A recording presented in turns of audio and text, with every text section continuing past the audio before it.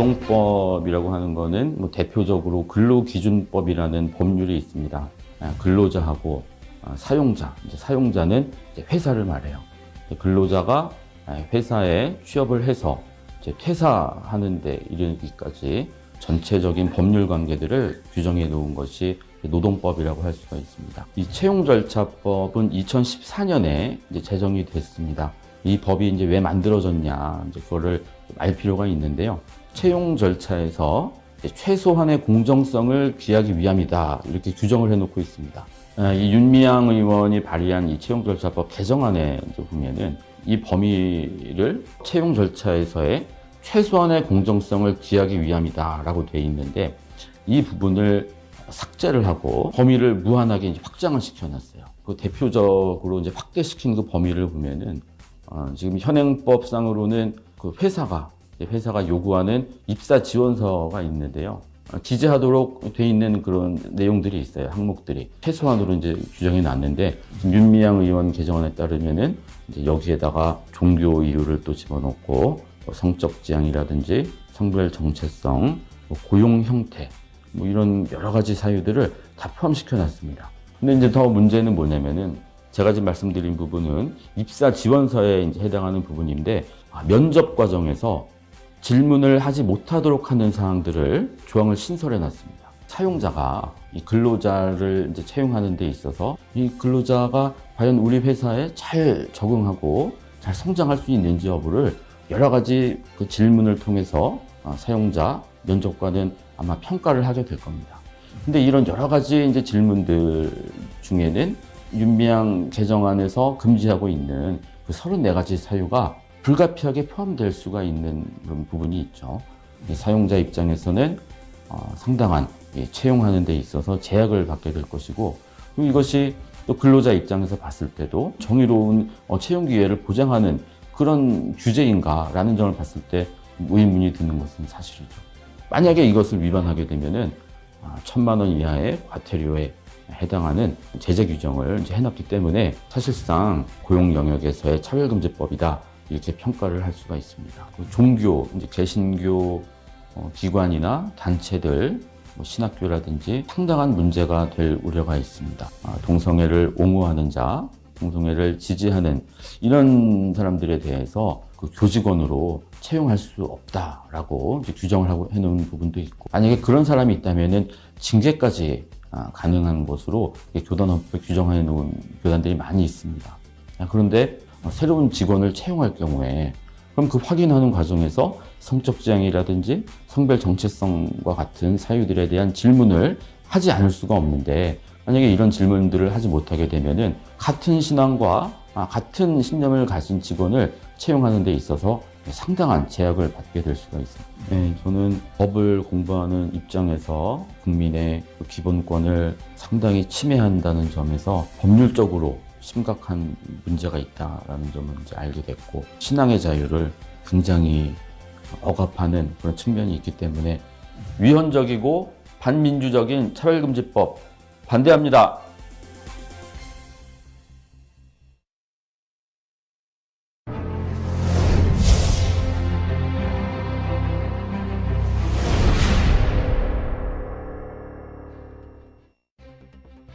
안녕하세요. 저는 김준근이라고 합니다.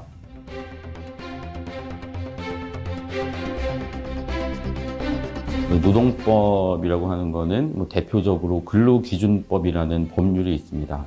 근로자하고 사용자, 사용자는 이제 회사를 말해요. 근로자가 회사에 취업을 해서 이제 퇴사하는 데 이르기까지 전체적인 법률 관계들을 규정해 놓은 것이 노동법이라고 할 수가 있습니다. 이 채용절차법은 2014년에 이제 제정이 됐습니다. 이 법이 이제 왜 만들어졌냐, 이제 그거를 알 필요가 있는데요. 채용 절차에서 최소한의 공정성을 기하기 위함이다, 이렇게 규정을 해놓고 있습니다. 이 윤미향 의원이 발의한 이 채용절차법 개정안에 보면은 이 범위를 채용 절차에서의 최소한의 공정성을 기하기 위함이다라고 되어 있는데, 이 부분을 삭제를 하고 범위를 무한하게 이제 확장을 시켜놨어요. 그 대표적으로 이제 확대시킨 그 범위를 보면은 지금 현행법상으로는 그 회사가 회사가 요구하는 입사 지원서가 있는데요.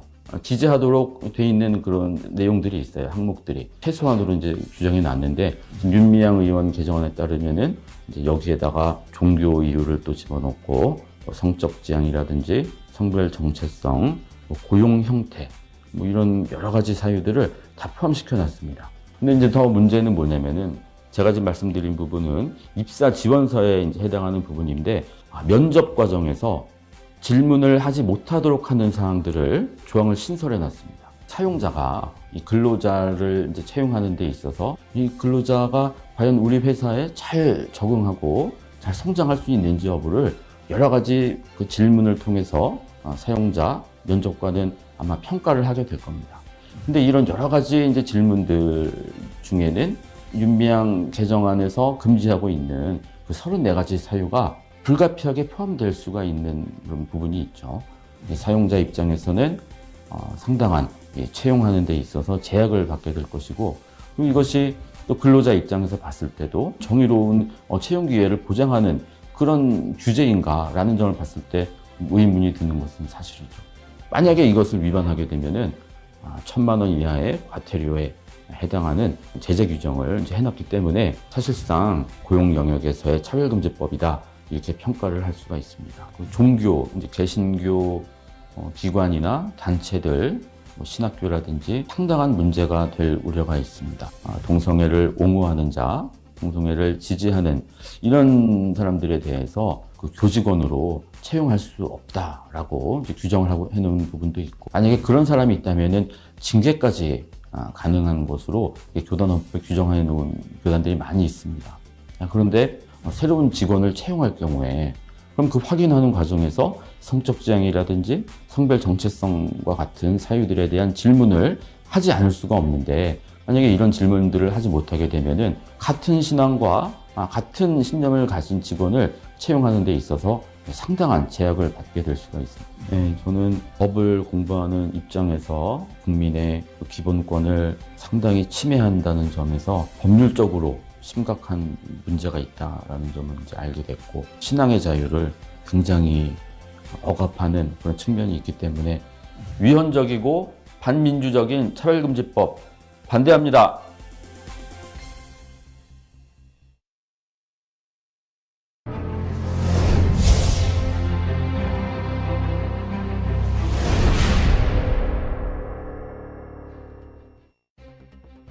안녕하세요. 저는 김준근이라고 합니다.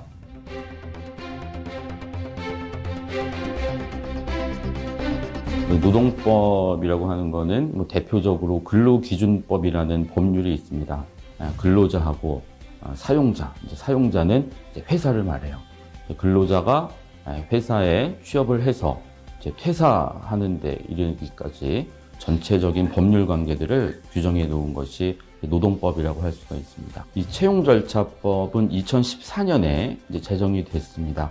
이 법이 이제 왜 만들어졌냐, 그거를 알 필요가 있는데요. 채용 절차에서 최소한의 공정성을 기하기 위함이다, 이렇게 규정을 해놓고 있습니다.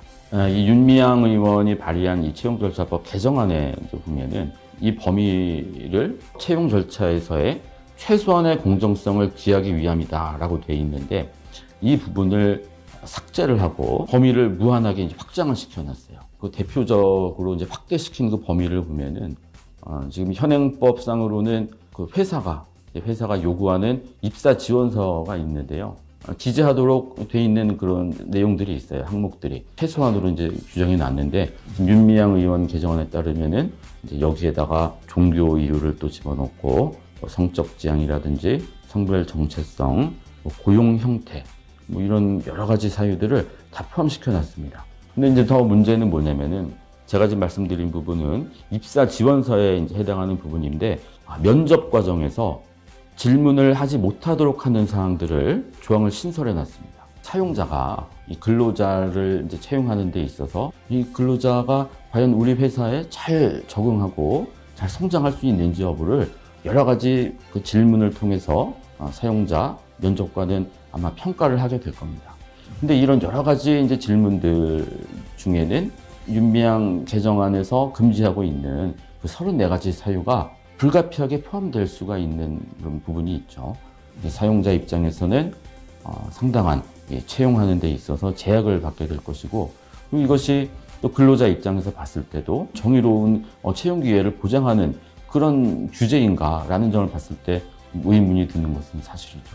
만약에 이것을 위반하게 되면은 1,000만 원 이하의 과태료에 해당하는 제재 규정을 이제 해놨기 때문에 사실상 고용 영역에서의 차별금지법이다, 이렇게 평가를 할 수가 있습니다. 종교, 이제 개신교 기관이나 단체들, 신학교라든지 상당한 문제가 될 우려가 있습니다.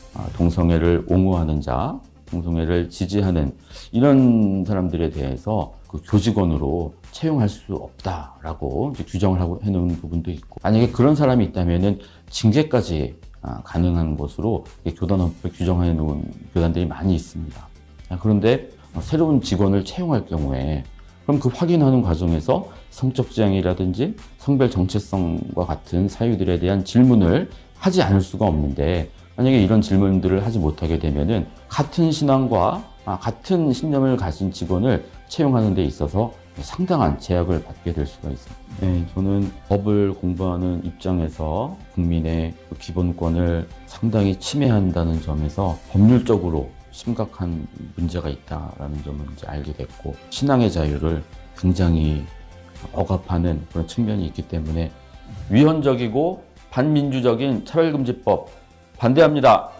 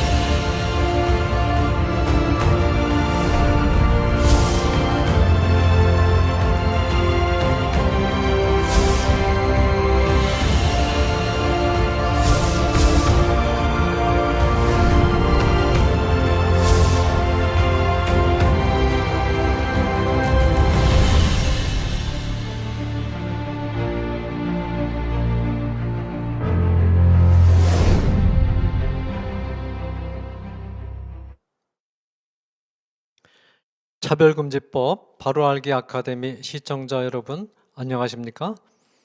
저는 차별금지법 바로알기 아카데미 운영위원으로 섬기고 있는 이상원 교수입니다. 2021년 12월 24일 금요일 오후 2시 차별금지법 바로알기 아카데미 제53회 강의 일정을 시작하겠습니다. 내일 25일은 세상 사람들을 구원하시기 위하여 인간의 몸을 입고 이 세상에 오신 구주 예수님의 탄생을 기념하는 성탄절입니다. 성탄절을 맞이해서 구주 예수님의 은혜와 인도하심이 차별금지법 바로알기 아카데미 강의를 시청하시는 시청자님들과 함께하기를 기도드립니다. 성탄 전날 개인적으로 바쁘신 일정에도 불구하고 성도님들 그리고 국민들께서 특별히 시간을 내셔서 이 차별금지법 바로알기 아카데미 실시간 방송을 시청해 주셔서 깊이 감사드립니다.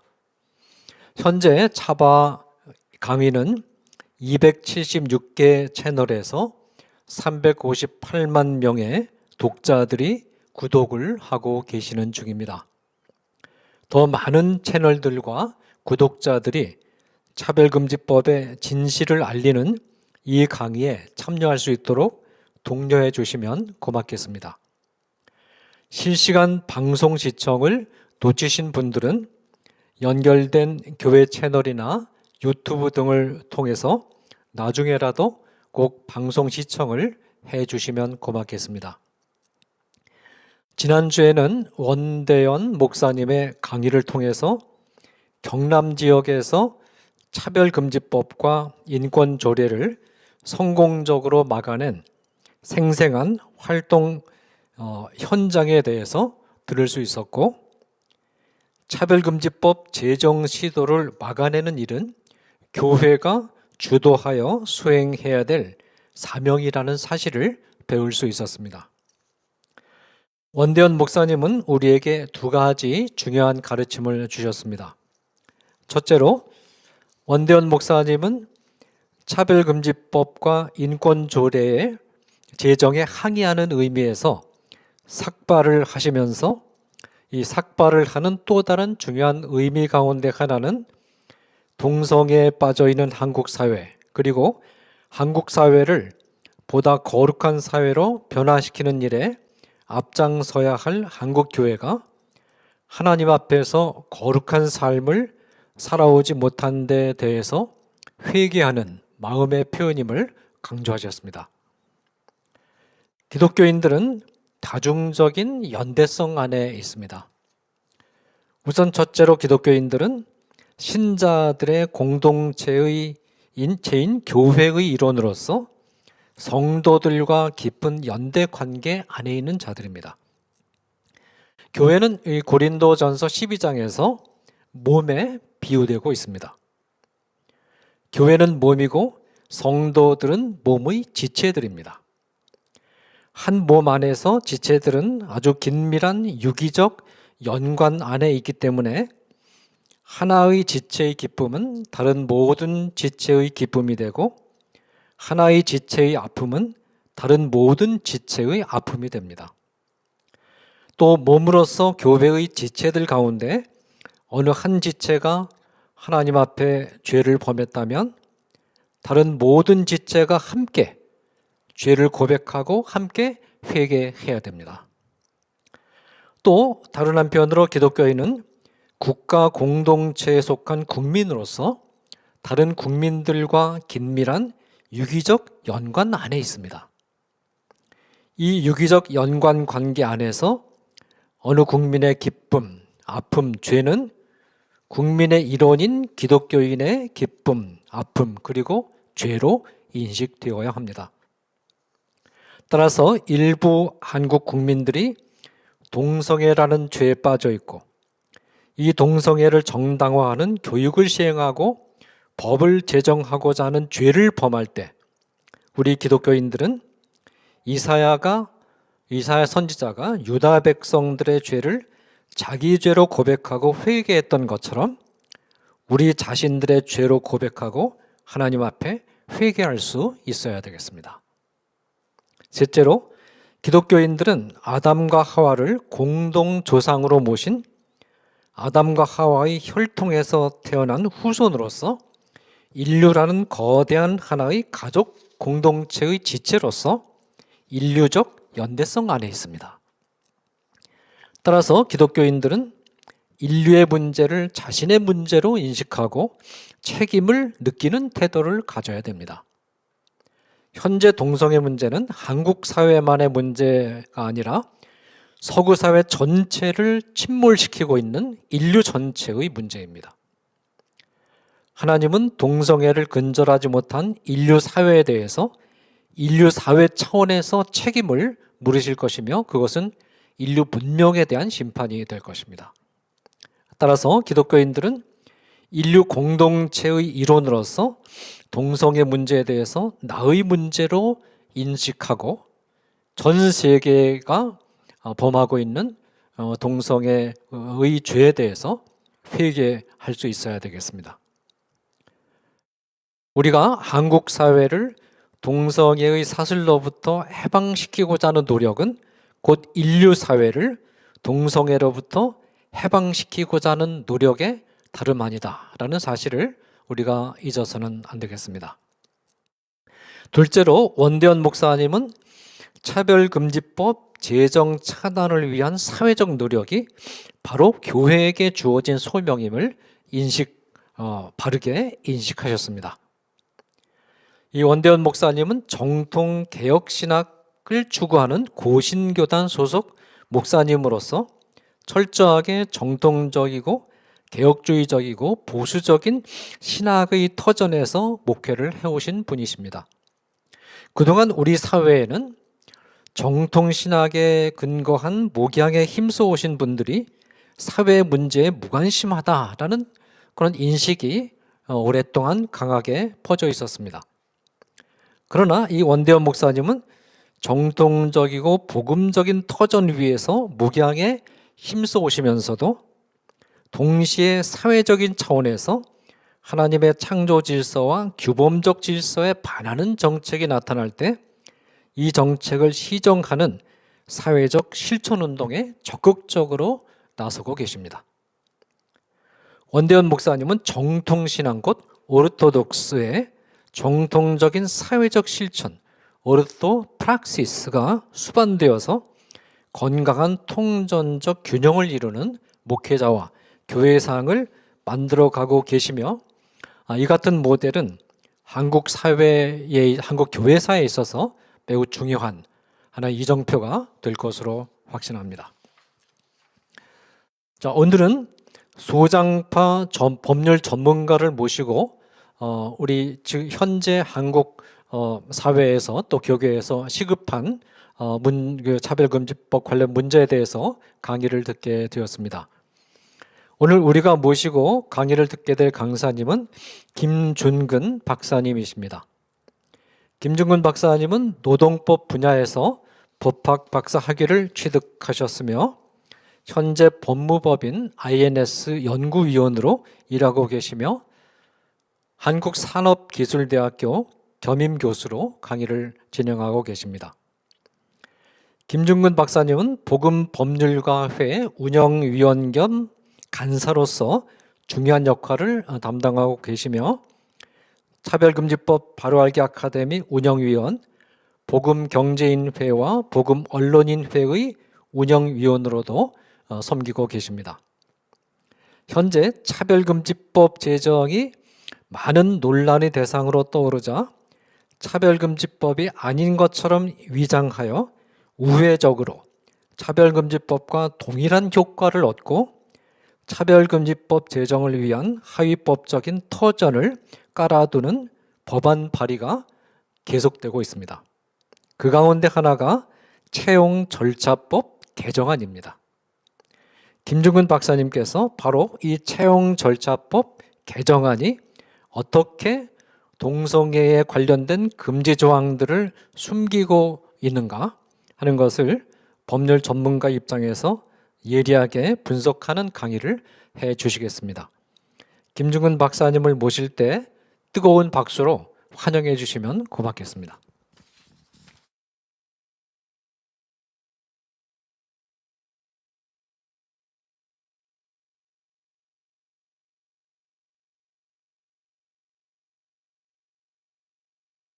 네, 안녕하십니까. 지금 이상원 교수님께 소개받은 김준근이라고 합니다.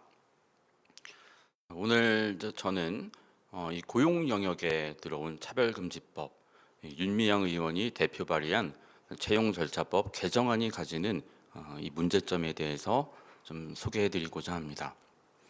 자, 이 채용이라고 하는 것이 이 고용 영역에 속하는 이제 부분이고, 이 채용절차법 개정안이 가지는 큰 문제점 중에 하나가 이 기업이 가지고 있는 이 채용 자유의 원칙을 아주 심각하게 훼손한다는 점에서 오늘 채용절차법의 내용에 들어가기 앞서서 이 노동법에서 이 사용자가 가지는 이 채용의 자유가 어떤 의미를 이제 가지고 있는지에 대해서 먼저 간략하게 이제 소개를 해드리고자 합니다.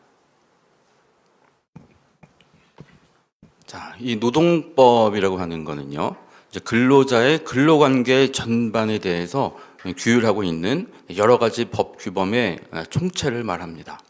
이거는 개별적 근로관계 그리고 집단적 노사관계로 이제 구별할 수가 있는데요. 여기서 말하는 이 개별적 근로관계라고 하는 거는 이 근로자하고 사용자. 이 사용자는 이 근로자를 고용한 그 기업을 말합니다. 그래서 제가 강의하는 도중에 이 사용자라는 용어를 말씀드리면은 그냥 그 근로자를 고용한 회사라고 이해하시면은 좀 좋겠습니다. 그래서 이 근로자하고 사용자하고 사이에 1대1의 법률 관계를 이제 말하는 것이고, 이 집단적 노사 관계라고 하는 것은 이 근로자가 자신들의 근로 조건 향상을 위해서 자주적으로 단체를 설립할 수가 있습니다. 이제 그거를 노동조합이라고 하는데, 이 노동조합하고 사용자하고 사이에 이제 법률 관계를 집단적 노사 관계라고 합니다. 그래서 이 개별적 근로 관계를 이제 말하는 이제 대표적인 법률이 이제 근로기준법이라는 게 있고요. 집단적 노사관계를 나타내는 법률은 노동조합 및 노동관계 조정법이라는 법률이 이제 대표하고 있습니다. 자, 근데 이 노동법이 이 보호하고 있는 대상은 이 근로자의 근로관계에 대한 내용이에요. 그러니까 이것을 이제 반대로 얘기를 하면은 근로자가 아닌 사람은 노동법의 보호 대상에서 원칙적으로 이제 빠질 수가 있습니다. 근데 이 근로자라고 하는 거는 어떻게 성립이 되냐면은 이 이제 구직자, 이제 직업을 가지려고 하는 이 구직자의 지위에 있는 상태, 그리고 이제 사람을 채용하고자 하는 이 회사, 구인자, 이 구인자가 이 채용 시장에서 서로 만납니다. 서로 만나서 서로 의사가 합치가 되어 이제 근로조건에 대한 여러 가지 부분에 대해서 의사결정의 합치를 봐가지고 근로계약을 체결하게 됩니다. 그래서 이 근로계약을 체결하게 되면은 바로 이 근로관계가 이제 성립이 되는 거죠. 그래서 이 근로관계가 성립이 되면은 이 직업을 구하고자 하는 이 구직자는 신분이 근로자의 지위로 이제 바뀌게 됩니다. 그래서 근로자의 지위가 생겼으니까 이제부터 노동법에서 다루고 있는 여러 가지 보호를 받게 되는 거죠.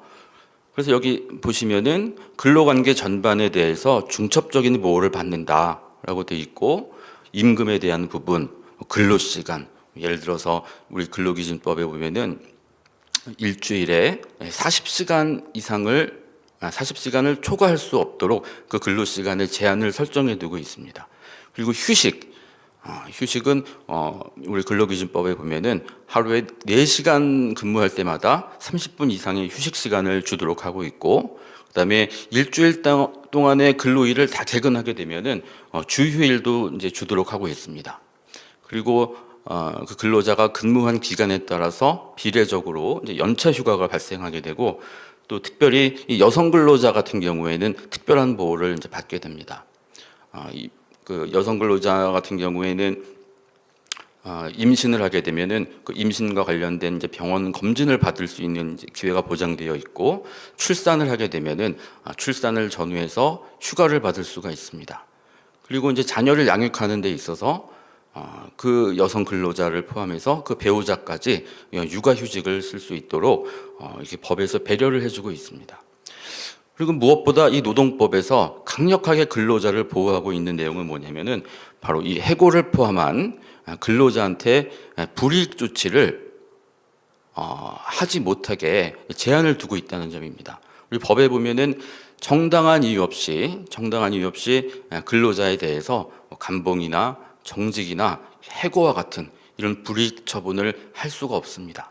그래서 근로자가 회사에 들어가게 되면은 아주 중대한 범죄를 저지르거나 정말 큰 잘못을 저지르지 않는 한 그 회사에서 일방적으로 해고를 당한다는 것은 우리 법에서 허용되지 않습니다.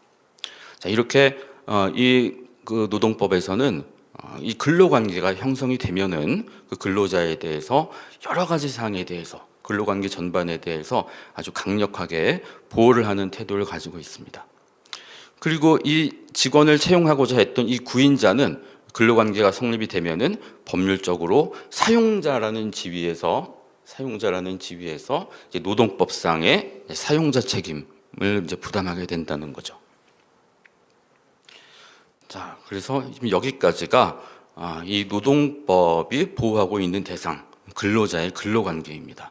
이 근로자라고 하는 거는 이 근로계약을 체결해서 이 근로관계가 성립된 이후에 대한 사항들을 우리 노동법에서 보호를 하고 있다라는 그런 말씀입니다. 자, 그런데 이 근로관계가 성립되기 이전의 상태는 어떨까요? 근로관계가 성립되기 이전에 이제 사용자하고, 그러니까 그 사람 직원을 채용하고자 하는 이 사용자하고 이 직업을 구하고자 하는 이 근로자는 이 계약 자유의 원칙에 따라서 자유롭게 그 근로관계를 성립할지 여부를 결정할 수가 있습니다. 이제 여기 이 계약이기 때문에 이 계약관계, 사인 간의 계약관계를 지배하는 이 민사법의 대원칙이 있습니다. 그게 계약 자유의 원칙이라고 우리가 이제 법률에서 부르고 있습니다. 그러니까 이 계약 자유의 원칙이라는 거는 내가 어떤 근로자를 이제 채용하려고 하는데, 그럼 근로계약을 체결해야 되지 않습니까? 누구와 그 근로계약을 체결할지, 그러면은 그 근로계약의 내용에 어떠한 내용을 담을지에 대해서는 국가가 개입하지 않고 그 계약 당사자인 사용자하고 근로자가 자유롭게 의사의 합치를 이루어서 결정하게 한다라는 것이 이 계약 자유의 원칙의 내용입니다. 자, 그리고 우리 헌법에는 직업의 자유라는 그 권리를 보장하고 있어요. 그러니까 직업의 자유라고 하는 것은 국민 누구나 자유롭게 직업을 선택할 자유가 있고, 또 구체적으로는 내가 어떤 직장을 선택할 자유가 있고, 그다음에 이런 그 선택을 하는 데 있어서 내가 계약을 할지 계약을 하지 않을지에 대해서 이런 계약의 자유가 이제 인정되고 또 보장된다는 겁니다. 그래서 우리나라의 이 노동시장에서 이런 직업의 자유라는 이 헌법 이념에 따라서 계약의 자유 원칙 하에서 이런 원리가 이제 인정되고 보장되고 있다라는 것이죠.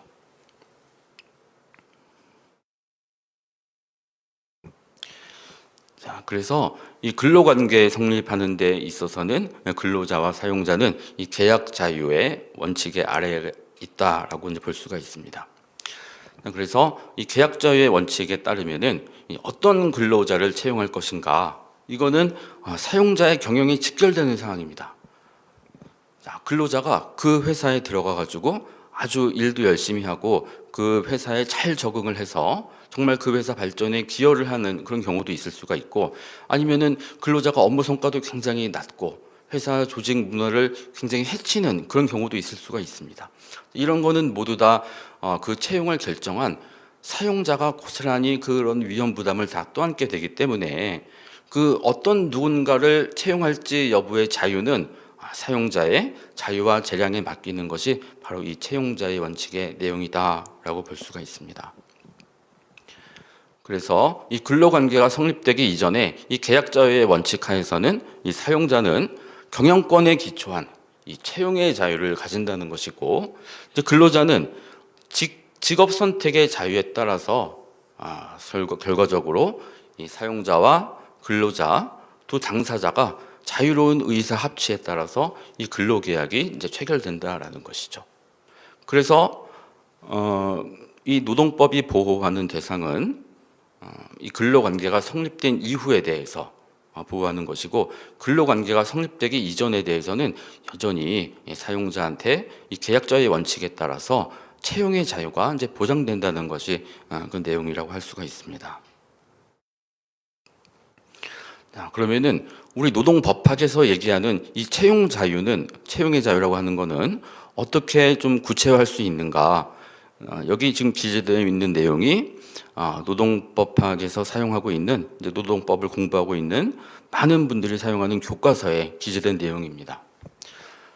자, 먼저 채용 결정의 자유라는 게 있습니다. 어떤 회사에서 이제 직원을 이제 뽑을 일이 생겼어요. 그래서 그 경영진이 이제 판단을 합니다. 현재 시점에서 추가적으로 채용을 할 것인가, 아니면 현 상태대로 좀 바쁘더라도 유지할 것인가, 이것을 결정할 자유.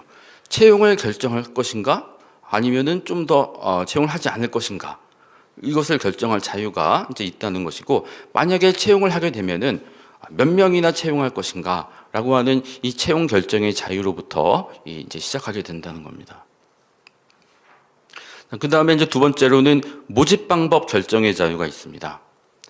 그러니까 모집 채용을 하는 데 있어서 그 모집의 방식, 채용 절차와 방법, 공개 경쟁 채용 방식을 이제 택할 것인가, 아니면은 비공개로 그냥 아는 사람 통해서 추천을 받아서 우리 직원을 채용할 것인가, 이런 채용의 방법에 대해서도 사용자한테 보장되어 있는 자유라고 이제 볼 수가 있습니다.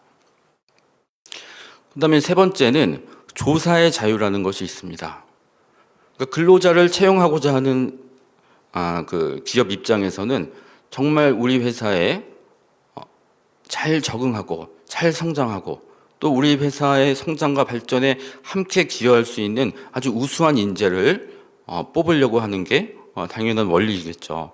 그래서 이 기업 입장에서 어떠한 사람이 우리 회사에 적합한 인재인지 판단하기 위한 여러 가지 정보들, 여러 가지 질문들을 할 수 있는 이 조사의 자유가 인정된다라는 것입니다. 그다음에 네 번째로는 이제 선발의 자유입니다. 자, 어떠한 기준으로 근로자를 선발할 것인가? 이거는 이제 기업마다 아주 다양할 수가 있습니다. 이제 기업마다 추구하는 인재상이 다르기 때문에 어떤 회사에서는 정말 그 직원이 가지고 있는 개인적인 능력만 가지고 기능적인 부분만 좀 중시할 수가 있는 그런 경우가 있을 수가 있고, 또 이제 어떤 좀 근로자의 어떤 뛰어난 재능이나 기능보다는 정말 우리의 좀 보수적인 문화에 잘 적응해가지고 좀 성품이나 성실함 이런 측면들을 중시하는 그런 회사도 있을 겁니다. 그래서 어떠한 기준에 더 중점을 둬서 근로자를 선발할 것인가는 이거는 사용자의 자유에 이제 달려 있다라는 그런 부분입니다.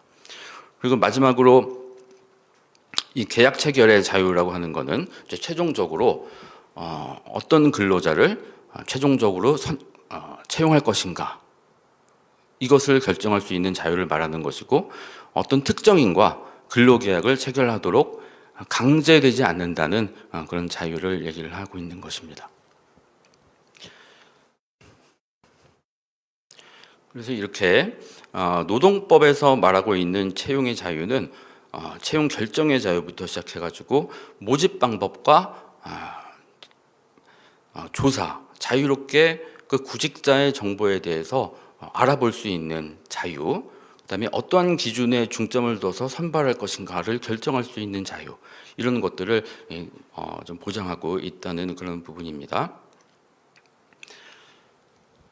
자, 그러면 이제 노동법에서는 이 차별과 같은 그런 규정은 없는가라는 점을 이제 봤을 때, 우리 근로기준법에서는 이 균등대우 원칙 규정이 있습니다. 균등대우 원칙 규정의 내용을 보면은 근로관계가 역시 아까 제가 말씀드린 것처럼 근로관계가 성립된 이유를 전제로 해요. 왜냐하면은 그 근로관계에 대한 차별을 하지 못하도록 하는 것이기 때문입니다. 그러면 어떠한 사유를 가지고 차별해서는 안 되는가? 성별, 국적, 신앙 또는 사회적 신분, 이 네 가지로 아주 제한적으로 한정해 놨습니다.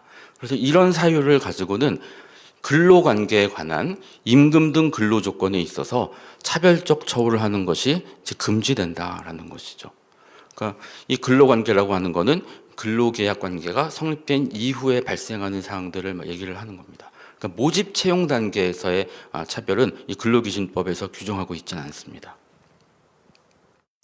그래서 이 사용자와 근로관계에 있는 근로자한테 차별적 대우를 할 수 없다는 취지인 거죠. 이 근로기준법의 균등대우 원칙이라고 하는 거는. 그래서 이 아직 근로관계가 성립되어 있지 않는 모집 채용 단계에 있는 구인자, 구직자하고 사이의 관계에서는 이런 차별금지 원칙이 적용되지가 않는다는 겁니다. 그래서 이렇게 근로계약 형성 이유에 대해서는 근로자를 보호하는 여러 가지 규정들이 많이 있기 때문에 사용자의 계약의 자유가 광범위하게 제약되어 있는 것이고, 이 채용이라고 하는 이 근로계약 성립 이전의 단계에 대해서는 사용자한테 이 채용의 자유가 계약 자유의 근간을 이루는 아주 보장되고 인정되고 있다는 것이 우리 노동법학의 해석이다라고 볼 수가 있습니다. 자, 그래서 여기까지 한번 정리를 해보면은 노동법은 근로자의 근로관계를 아주 보호하고 있는 그런 법입니다. 그러나 이 근로관계가 형성되기 이전에 모집 채용 단계에 있어서는 사용자한테 자유롭게 어떤 근로자를 어떤 기준으로 선발할 것인가에 대해서 이 채용 자유의 원칙이 잘 보장되어 있다라는 것이 지금 내용이라고 이제 볼 수가 있습니다.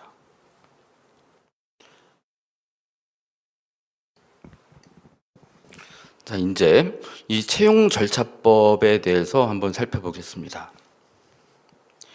이 채용 절차법은 2014년에 제정이 됐습니다. 그럼 이 법이 왜 만들어졌는가 그 이유를 한번 좀 살펴보면요. 지금 보시는 화면이 이 채용 절차법의 정식 명칭은 채용 절차의 공정화에 관한 법률입니다. 여기 보시면은 이 법을 만든 이유가 나옵니다. 그 이유를 보시면은 뭐라고 되어 있냐면은 구직자들한테 큰 부담이 되고 있대요. 구직자들한테 큰 부담이 되어 있는데 이제 어떤 점이 부담이 되고 있는가? 채용 서류 그리고 채용 심사 비용. 그러니까 구직자들한테 이 채용 서류나 채용 심사 비용과 같은 부담을 주고 있는 요소들을 좀 제거해서 이 구직자의 부담을 덜어주려고 하는 목적이 있습니다. 또 하나는 근로자를 채용할 의사가 없으면서 구인 공고를 낸다든지 아니면은 구인 공고를 낼 때는 정말 임금도 많이 주고 정말 좋은 근로 조건을 제시를 했는데 실제 채용을 하고 나서 보니까 구인 공고와는 전혀 다른 내용의 조건을 제시를 한다든지 이런 거짓 구인 광고에 대한 부분에서 이 이제 구직자를 이제 보호하기 이제 위한 내용들이 담겨져 있습니다. 그래서 이 법을 제정한 목적을 좀 이렇게 요약을 해보면은요. 구직자가 요구할 때 사용자는 그 구직자가 제출했던 채용 관련 서류 일체를 반환해야 됩니다. 그러니까 이 구직자는 그 회사 말고도 다른 회사에다가 이제 원서를 낼 수가 있는 거예요. 근데 그 원서를 내려면은 뭐 여러 가지 관련 서류들도 다시 발급받아야 되고 여러 가지 뭐 비용적으로나 시간적으로나 부담이 될 수가 있겠죠. 그래서 그런 부담을 덜어주기 위한 목적이라는 것을 알 수가 있습니다. 그다음에 지금 말씀드린 것처럼 거짓 구인 공고를 금지시켰습니다. 그리고 이제 입사 지원서 접수 사실을 이제 통보를 해주라는 거예요. 그러니까 예전에는 전자우편이 발달하지 않았던 시절에는 직접 이 입사 지원서를 그 회사를 방문해서 접수를 해야 되겠지만 지금은 이제 전자메일을 통해서 아주 간편하게 입사 지원서를 접수시킬 수가 있습니다. 그러면은 그 입사 지원서를 접수가 잘 됐다는 사실을 그 구직자한테 통보를 해주라는 얘기죠. 그리고 그 채용 절차가 다 진행이 된 이후에 합격이 되었는지 불합격이 되었는지 합격된 사람은 통보를 해주겠지만 불합격된 사람한테 별도로 통보를 해주지 않으면은 얼마나 답답하겠습니까? 그러니까 그런 내용들을 명확하게 고지를 해주라는 그런 내용을 가지고 있습니다. 마지막으로 채용 심사와 관련된 비용을 구직자한테 떠넘겨서는 안 된다라는 이런 금지 조항을 가지고 있어요. 그래서 이 법이 제정된 이 네 가지 주요 내용을 보더라도 이것은 구직자에게 이 채용 절차에 관한 부담을 줄여주고 그다음에 사용자의 어떤 거짓 구인 광고를 금지시키고 이런 내용들을 이제 담고 있어서 이거는 차별 금지랑은 전혀 그 맥이 다른 그런 법이라고 이제 볼 수가 있습니다. 그래서 이 법의 제정 목적 제1조에는 목적이 나오는데 이 목적은 이 법을 만들어서 실현시키고자 하는 이유가 뭔가 왜 이 법을 만들 필요가 있었는가에 대해서 선언하고 있는 규정을 말하는데 여기 보시면은 구직자가 제출하는 서류의 반환 등 채용 절차에서의 최소한의 공정성을 확보하기 위함이다라고 해놨습니다. 그러니까 이 아까 제가 말씀드렸던 것처럼 이 모집 채용 단계에 있어서는 사용자한테 이 채용의 자유의 원칙이 잘 보장이 되어 있기 때문에 이런 사용자가 가지고 있는 이 채용의 자유를 훼손하지 않는 가운데 구직자가 가질 수 있는 여러 가지 이제 부담들을 줄여주는 방법으로 이 법을 제정했다라는 점이 이 목적에 명확하게 드러나고 있습니다.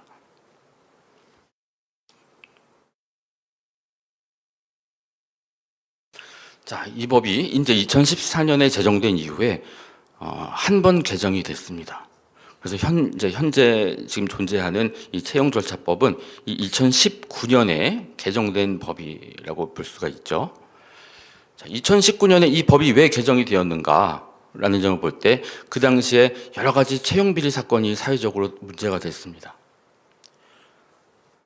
채용을 빙자해서 부당한 금품을 수수한다든 이런 채용 특혜, 채용 비리와 관련한 사건이 있었고요. 그다음에 고용 세습이 관행화되는 문제가 있었습니다. 고용 세습이라는 건 뭐냐면은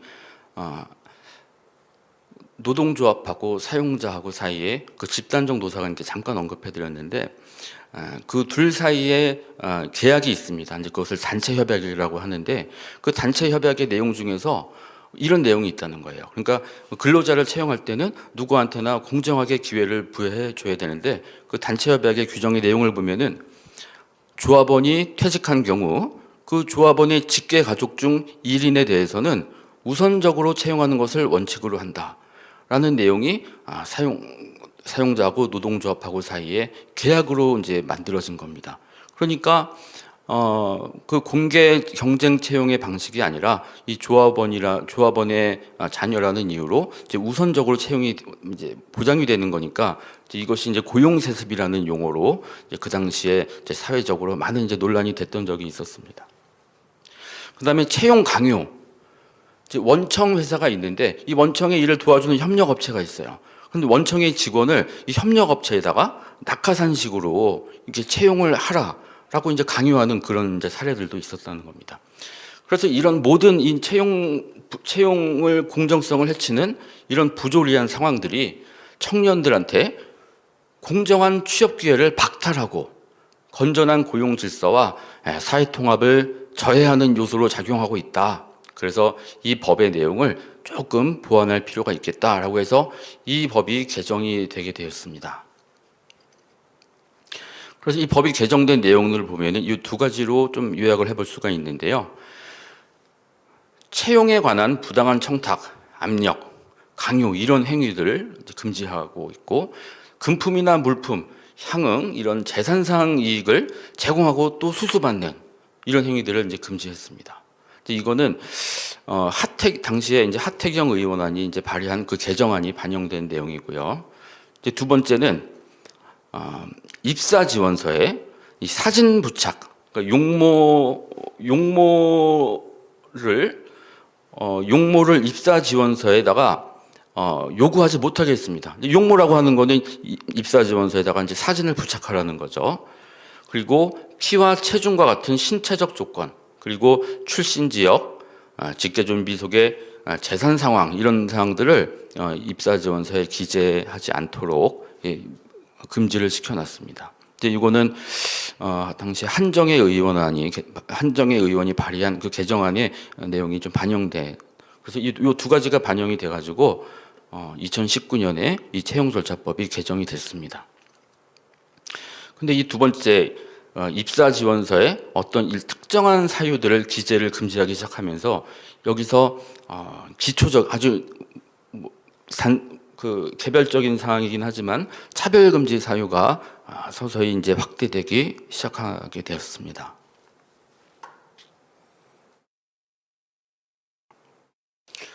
자, 그리고 올해 9월 30일 윤미향 의원이 대표 발의한 채용절차법 개정안이 나왔습니다. 여기 함께 발의한 명단을 보시면은요, 윤미향 의원이 대표 발의를 했고, 권인숙 의원, 양이원영 의원, 이수진 의원 등 총 10명의 의원이 함께 공동 발의를 했습니다. 여기서 이제 밑줄 친 부분은 지금 차별금지법안, 평등법안에 함께 공동 발의자로 참여한 그런 의원에 해당이 됩니다. 자, 그러면은 올해 2021년에 이 발의한 채용절차법 개정안, 이것을 발의한 이유가 무엇인가? 그 내용을 한번 볼 필요가 있습니다. 그 발의 이유에서 이렇게 밝히고 있어요. 2017년 국가인권위원회 조사 결과 구직자의 다수가 면접관의 차별적 질문으로 채용 과정에서 차별을 받았다. 근데 그 차별적 발언이 어떤 건가 한번 보니까 현행법에 금지하도록 열거된 것. 여기서 약간 좀 의문인 게 이제 현재는 입사 지원서상에 기재하지 않도록 요구하는 사항만 존재되어 있는데 여기서는 현행법에 금지하도록 열거된 것 외에라고 표시해가지고 마치 현행법에도 면접 과정에서 질문하는 것이 금지되는 것처럼 이렇게 묘하게 해놨습니다. 그래서 이 차별적 발언이 어떤 거냐면은 성적 지향, 그다음에 정치적 견해가 있었다 그래요. 그리고 특히 여성의 경우는 성희롱, 혼인 계획, 자녀 유무, 자녀 계획 등이 있었다. 그래서 이렇게 국가인권위원회 보고서에서 이렇게 조사된 성적 지향, 정치적 견해에 관한 차별적 질문을 받아서 차별을 받았다라는 점이 이 법의 개정의 이유라는 점을 이 개정 이유에서 밝히고 있습니다.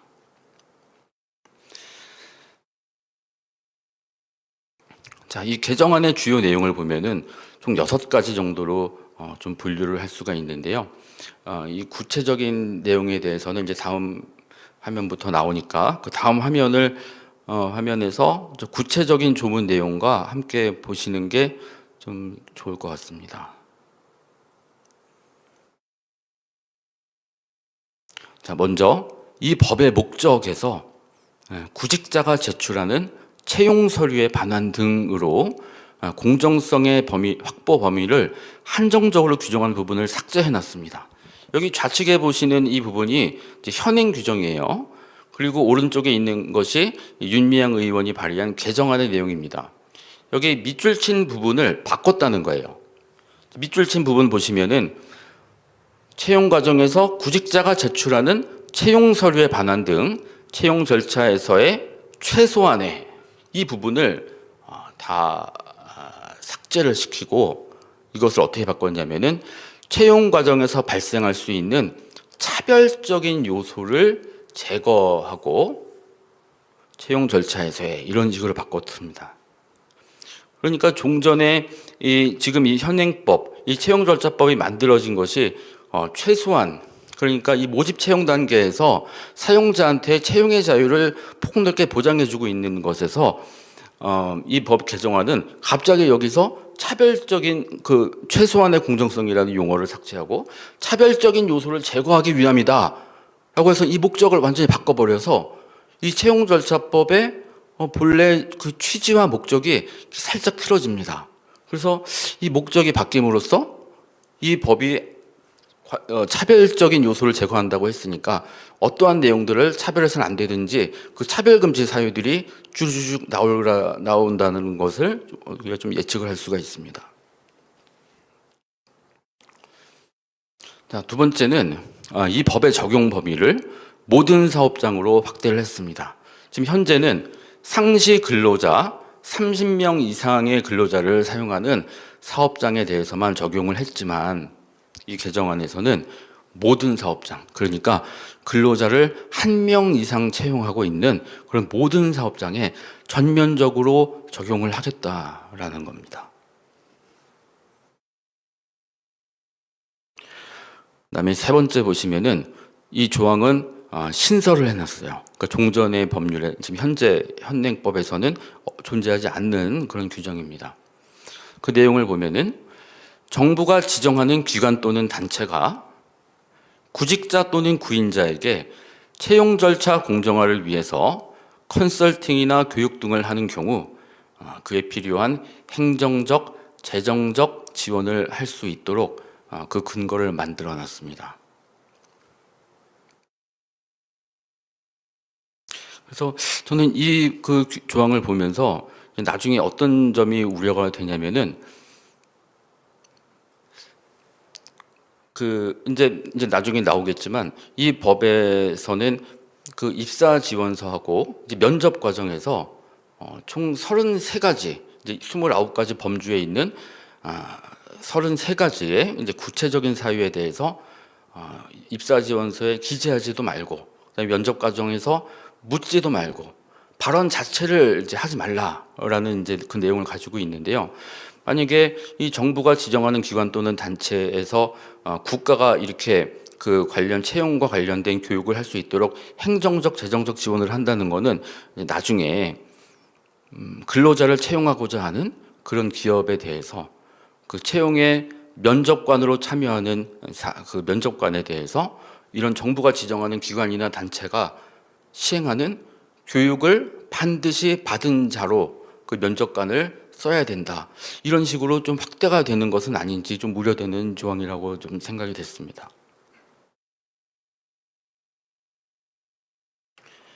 그 다음에 네 번째입니다. 이거는 입사 지원서와 관련된 사항입니다. 차별적 정보 수집 금지 범위를 채용과정 전반으로 확대를 했어요.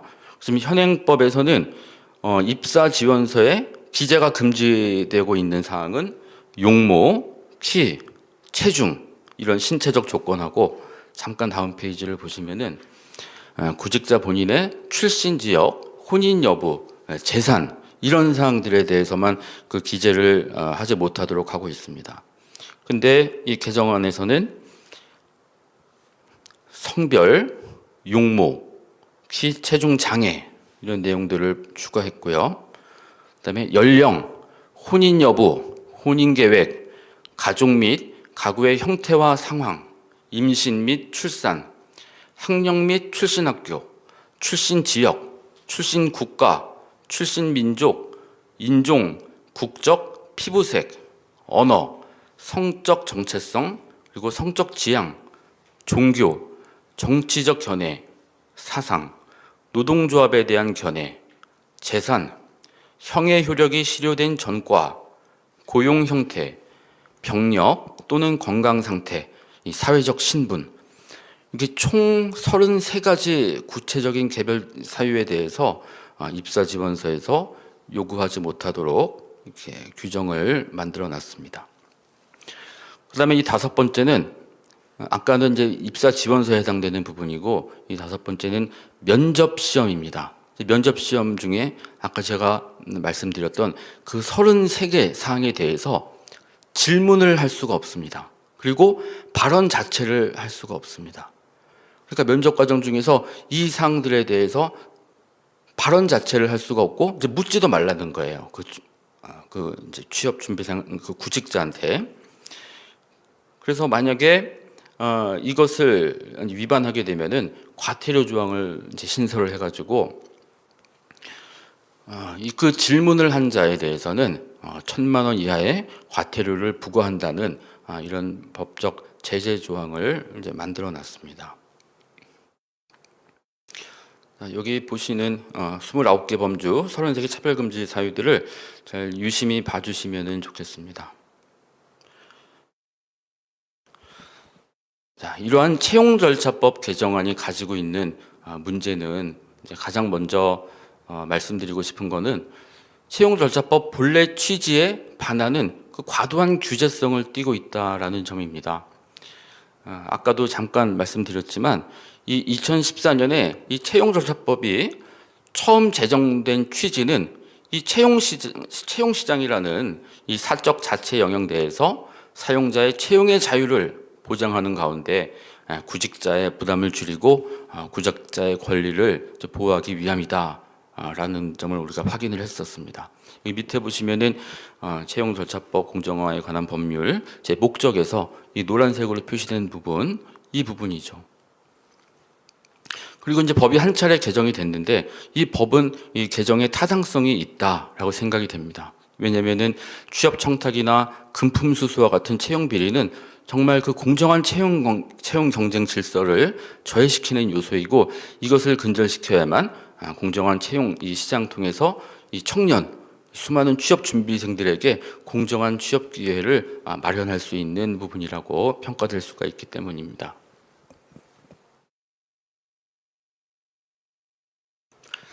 근데 아까도 보셨지만 이 개정안에서는 그 법의 목적을 바꿔놨습니다.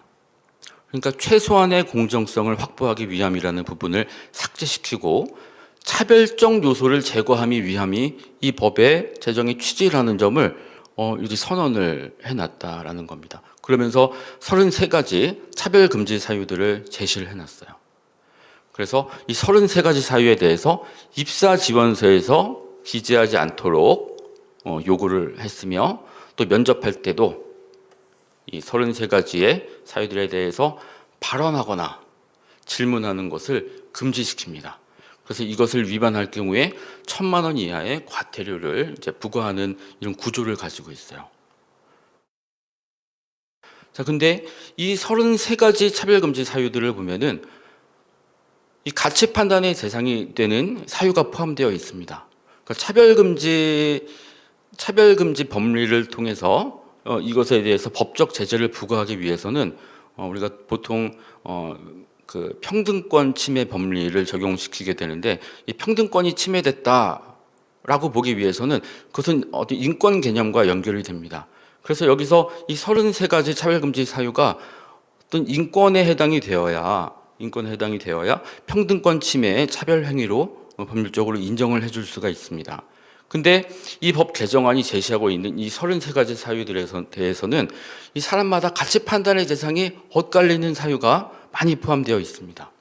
근데 이런 33가지 사유들을 일률적으로 차별금지 사유로 봐가지고 이것을 정말 묻고 싶어하는 기업한테, 정말 기업의 그 원하는 적합한 근로자를 채용하기 위해서 정말 기업이 묻고 싶어하는 그 질문을 아예 하지 못하도록 하고, 이것을 위반할 경우에는 법률적으로 제재를 가하고 있기 때문에 이거는 사실상의 국가가 사기업의 채용을 검열하는 것이 아닌가 의심이 되는 것이며, 이런 33가지 사유를 다 지키다, 이것은 옳으니까, 이것에 대해서 차별금지를 하는 것은 다 옳으니까 이것을 지켜라 강요하고, 이것을 위반하면은 법적 제재를 가하겠다라고 하는 아주 전체주의성을 띠고 있는 이 차별금지 법리를 도입하는 것이 아닌가 의심이 되는 이제 대목입니다.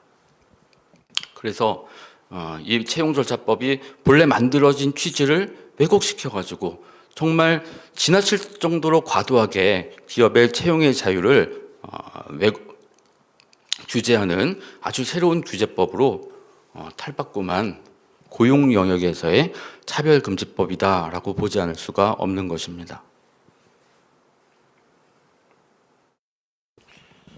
자, 그 다음은 이 법 개정 이후에서 밝히고 있는 이 근거가 굉장히 명확하지가 않습니다.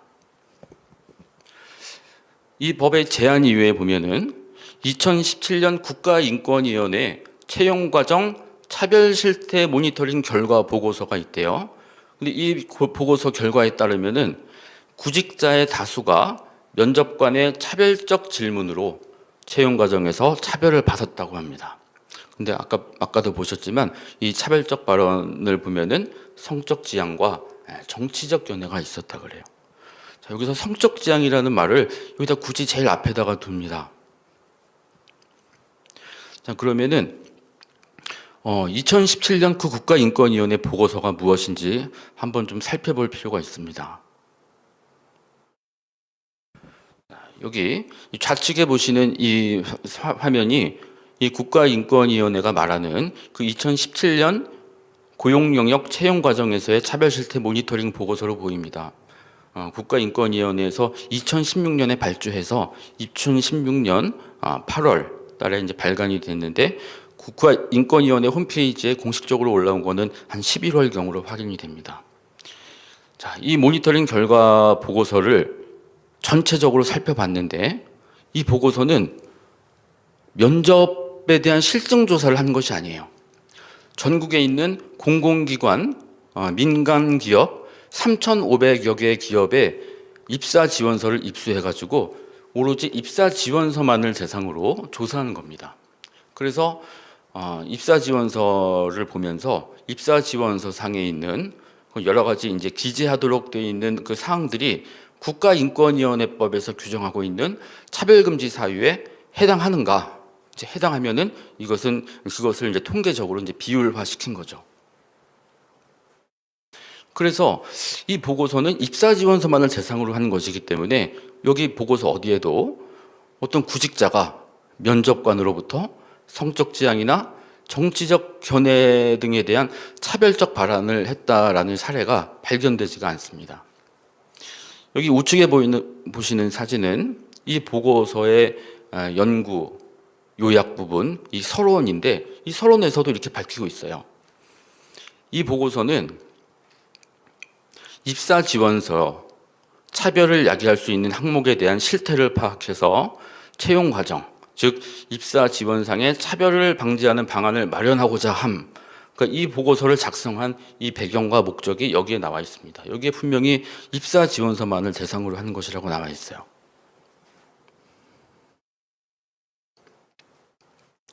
자, 그다음에 보시면은 그 보고서의 내용들을 다 이제 보다 보면은 이 법 개정안이 지적하고 있는 성적 지향과 정치적 의견의 등이 있었죠. 근데 이 보고서에서는 전혀 다른 얘기를 합니다. 그러니까 면접에 대한 얘기는 당연히 없는 거고요. 입사 지원서상을 보더라도 정보 기입을 요구하지 않는 사례는 출신 국가, 출신 민족, 인종, 피부색, 사상 또는 정치적 의견, 형의 효력이 실효된 정과, 성적 지향 등이었다. 그러니까 이 여러 가지 사항들에 대해서 입사 지원서에서 요구하지도 않았지만 특히 여기에 정치적 의견과 성적 지향이 포함됐다라는 겁니다. 그러니까 현재도 지금 공공기업이나 민간기업에서도 이런 여러 가지 사유들에 대해서 입사 지원서에 기재하지 않도록 그 필요가 없다라는 거죠. 요구하지 않고 있다라는 겁니다. 그다음에 보시면은 이 법 개정안이 금지하고 있는 사유에 대해서 이제 입사 지원서에 어떤 실태가 나오는지를 이제 조사해 놓은 표입니다. 근데 상당히 많은 그 사유에 대해서도 지금 현재 민간 공공기업에서 요구하지 않는다는 것으로 조사가 됐어요. 먼저 입사 지원서 차별 요소로서 종교 관련 사항입니다. 여기 보시면은 공공기관에서 정보를 요구하지 않는 게 96.8%, 민간 기업에서는 84.8%, 그래서 전체적으로는 전체 거의 대다수라고 할 수 있는 91.5%의 사업장에서 종교 관련 사항을 요구하지 않는다라는 점이고요.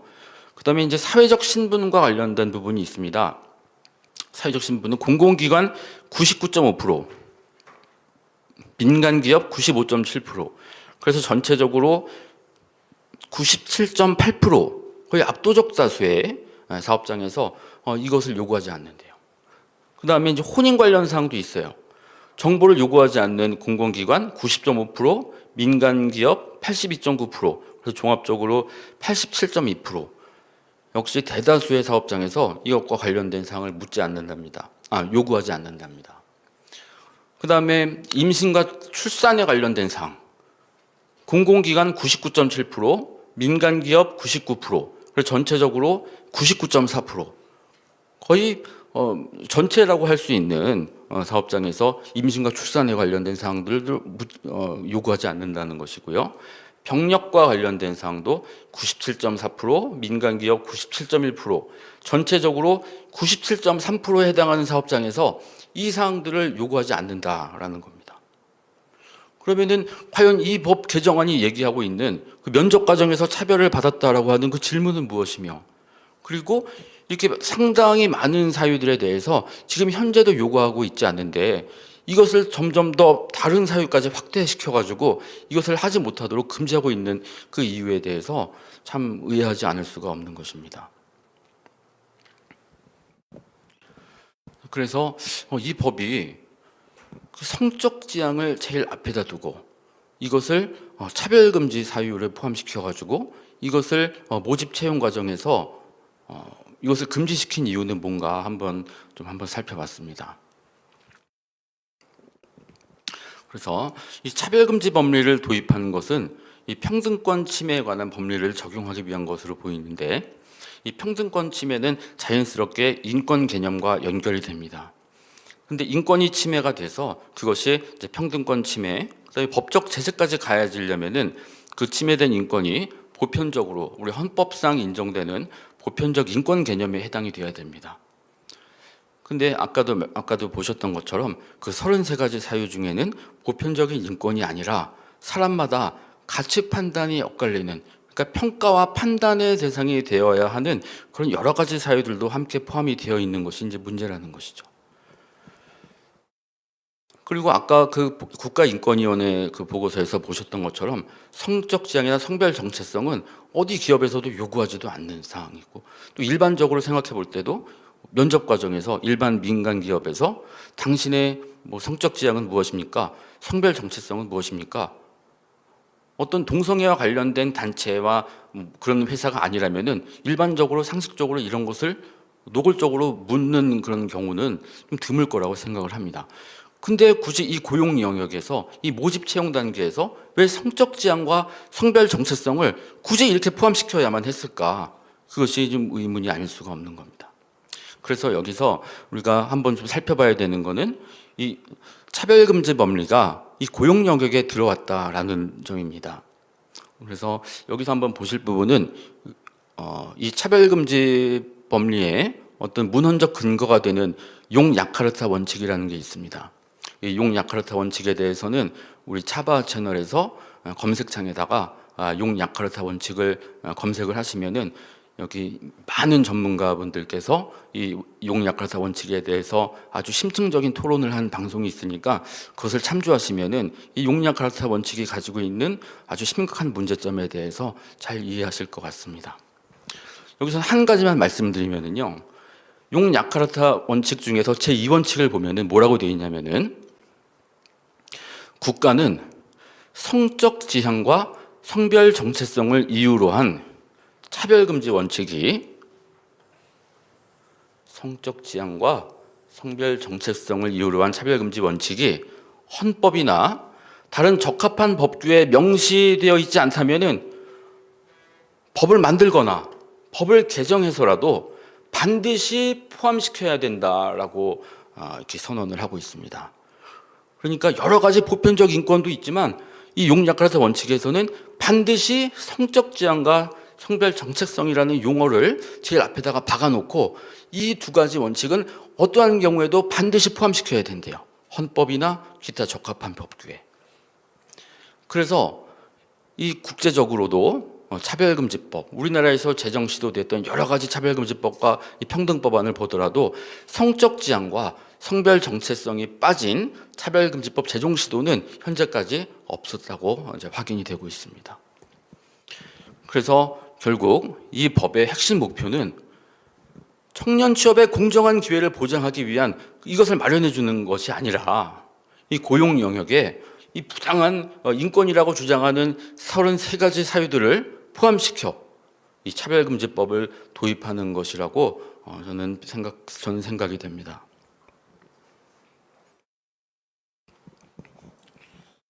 그다음으로 이것이 이제 인권 차별을 받았다라고 하는 것은 이제 인권을 침해받았다라고 하는 건데 이 채용 시장에서 이 채용 과정에서 이 이제 사람을 뽑아야 되는 이 사용자가 그 구직자를 판단할 수 있는 여러 가지 그 기초적인 정보가 있습니다. 그 기초가 되는 구직자에 대한 정보, 이것에 대해서 질문을 하고 발언하는 것이 과연 인권 침해라고 하는 차별 행위에 해당하는가? 여기에 대해서 저는 상당한 의문이 드는 것이 점이 있고요. 만약에 이 채용 영역에서 이러한 차별금지 법리가 도입이 되게 되면은 어떠한 문제까지 현실화될 수가 있냐면은 만약에 의도적으로 좀 이 사례를 악용하게 되면은 채용이 거절된 구직자는 나중에 이 채용 과정을 전반적으로 다 녹취를 해가지고 이 33가지 사유 중에 어느 하나를 가지고 내가 평등권 침해에 차별을 받았다. 그렇기 때문에 이 차별을 시정해달라. 아니면 나를 구제해달라. 라고 주장하는 것이 가능하게 될 수가 있습니다. 근데 이거는 이제 단순한 차별 시정을 넘어서 내가 그 질문을 받아서 내가 채용이 거절됐기 때문에 나를 채용해라 라고 하는 이 계약 체결을 강제하는 그런 주장까지도 이제 가능하게 되는데, 근데 이거는 도저히 성립할 수 없는 아주 그 부당한 이제 주장이기 때문에 지금 이 법 개정안이 이 차별금지 사유를 가져온 거는 현재 존재하고 있는 이 차별금지 법안, 평등법안에 보면은 모집 채용 과정에서의 이 차별금지 조항이 있지 않습니까? 이 조항을 좀 더 세밀하고 구체화시켜가지고 또 여기다가 법적 제재 수단을 이제 가하는 방법으로 인권 개념을 강제적으로 적용시켜서 이 고용 영역에 차별금지법을 실현시키는 것이 이 법 개정안의 핵심 목표가 아닌가 하는 그렇게 이제 생각이 되는 겁니다.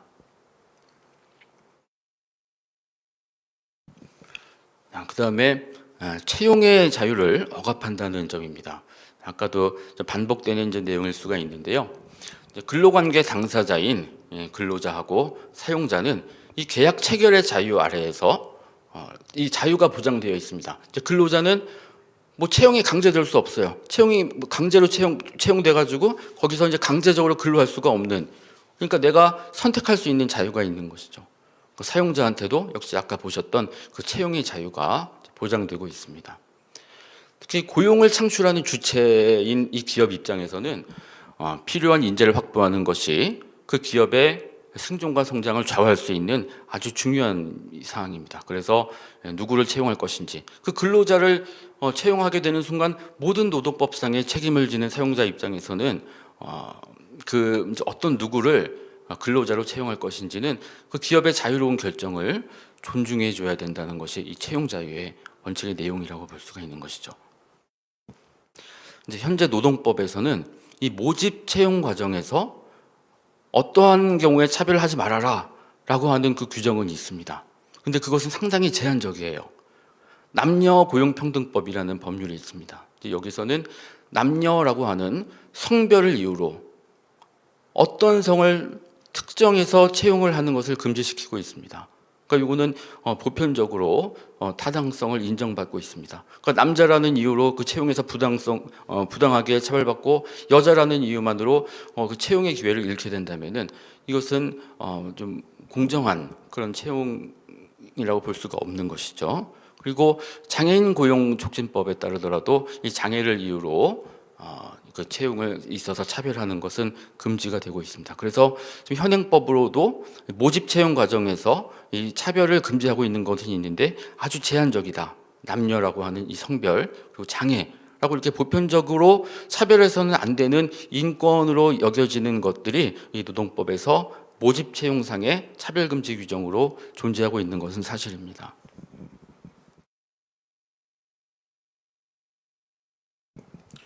다음은 이런 과도한 채용 규제로 인한 부작용입니다. 지금 현재 민간 기업에서는 적용되고 있지는 않지만 현재 공공기업에서는 이 블라인드 채용이 의무화되어 가지고 전국의 공공기관에서 시행이 되고 있습니다. 자, 근데 최근에 언론 보도가 하나 나왔어요. 2021년 10월 2일 날. 자, 제목이 이렇습니다. 블라인드 채용 공정하다지만 직장 상사들은 뜻밖의 평가라고 해서 그 공공기관 NCS 기반 채용 선발 결과의 타당성에 관한 연구 보고서가 발표가 됐는데 이 보고서에 따르면은 블라인드 방식으로 채용된 직원은 업무 성과가 낮고 퇴사 비율도 높다라는 점이 이제 조사가 됐다는 거예요.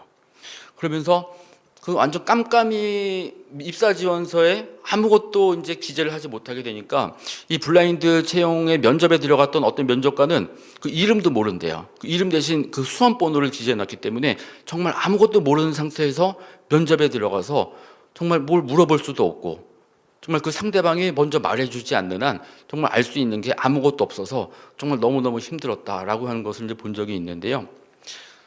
이분들이 이제 얘기하는 게 그거예요. 학력이나 평점 이런 것들은 그 근로자가 지금까지 살아온 그 태도를 누적적으로 보여주는 하나의 성과라고 볼 수가 있습니다. 그 근로자의 성실성을 나타내주는 지표이기도 하고요. 근데 그것을 아예 이제 그 파악하지 못하게 해놨다는 점을 뭐 지적을 하고 있다라는 그런 기사 내용입니다. 다음 페이지에 나오는 내용이 지금 그 기사에 대한 내용이에요. 그래서 퇴사 비율도 높고 업무 성과도 낮다. 그 다음 페이지에 나오는 내용은 우리나라 국가보안시설에 근로자를 채용해 놨더니 국적을 못 물어보잖아요. 이제 블라인드 채용해서 이제 금지시켜 놨으니까. 근데 나중에 채용하고 나서 봤더니 그 중국인이었대요, 국적이. 근데 국가보안시설이기 때문에 결국에 그 근로자에 대해서 채용을 취소했다라는 그런 언론 보도입니다. 자, 그 다음에 나오는 거는 과연 이러한 그 과도한 채용 시장에 대한 규제가 청년들은 어떻게 받아들이고 있을까? 과연 청년한테는도 청년들이 이것을 공정한 그 채용의 기회가 보장되는 것으로 생각하고 있는 것인가에 대해서 좀 지적하고 있는 영상 언론 보도입니다. 이 영상을 잠깐 보시겠습니다.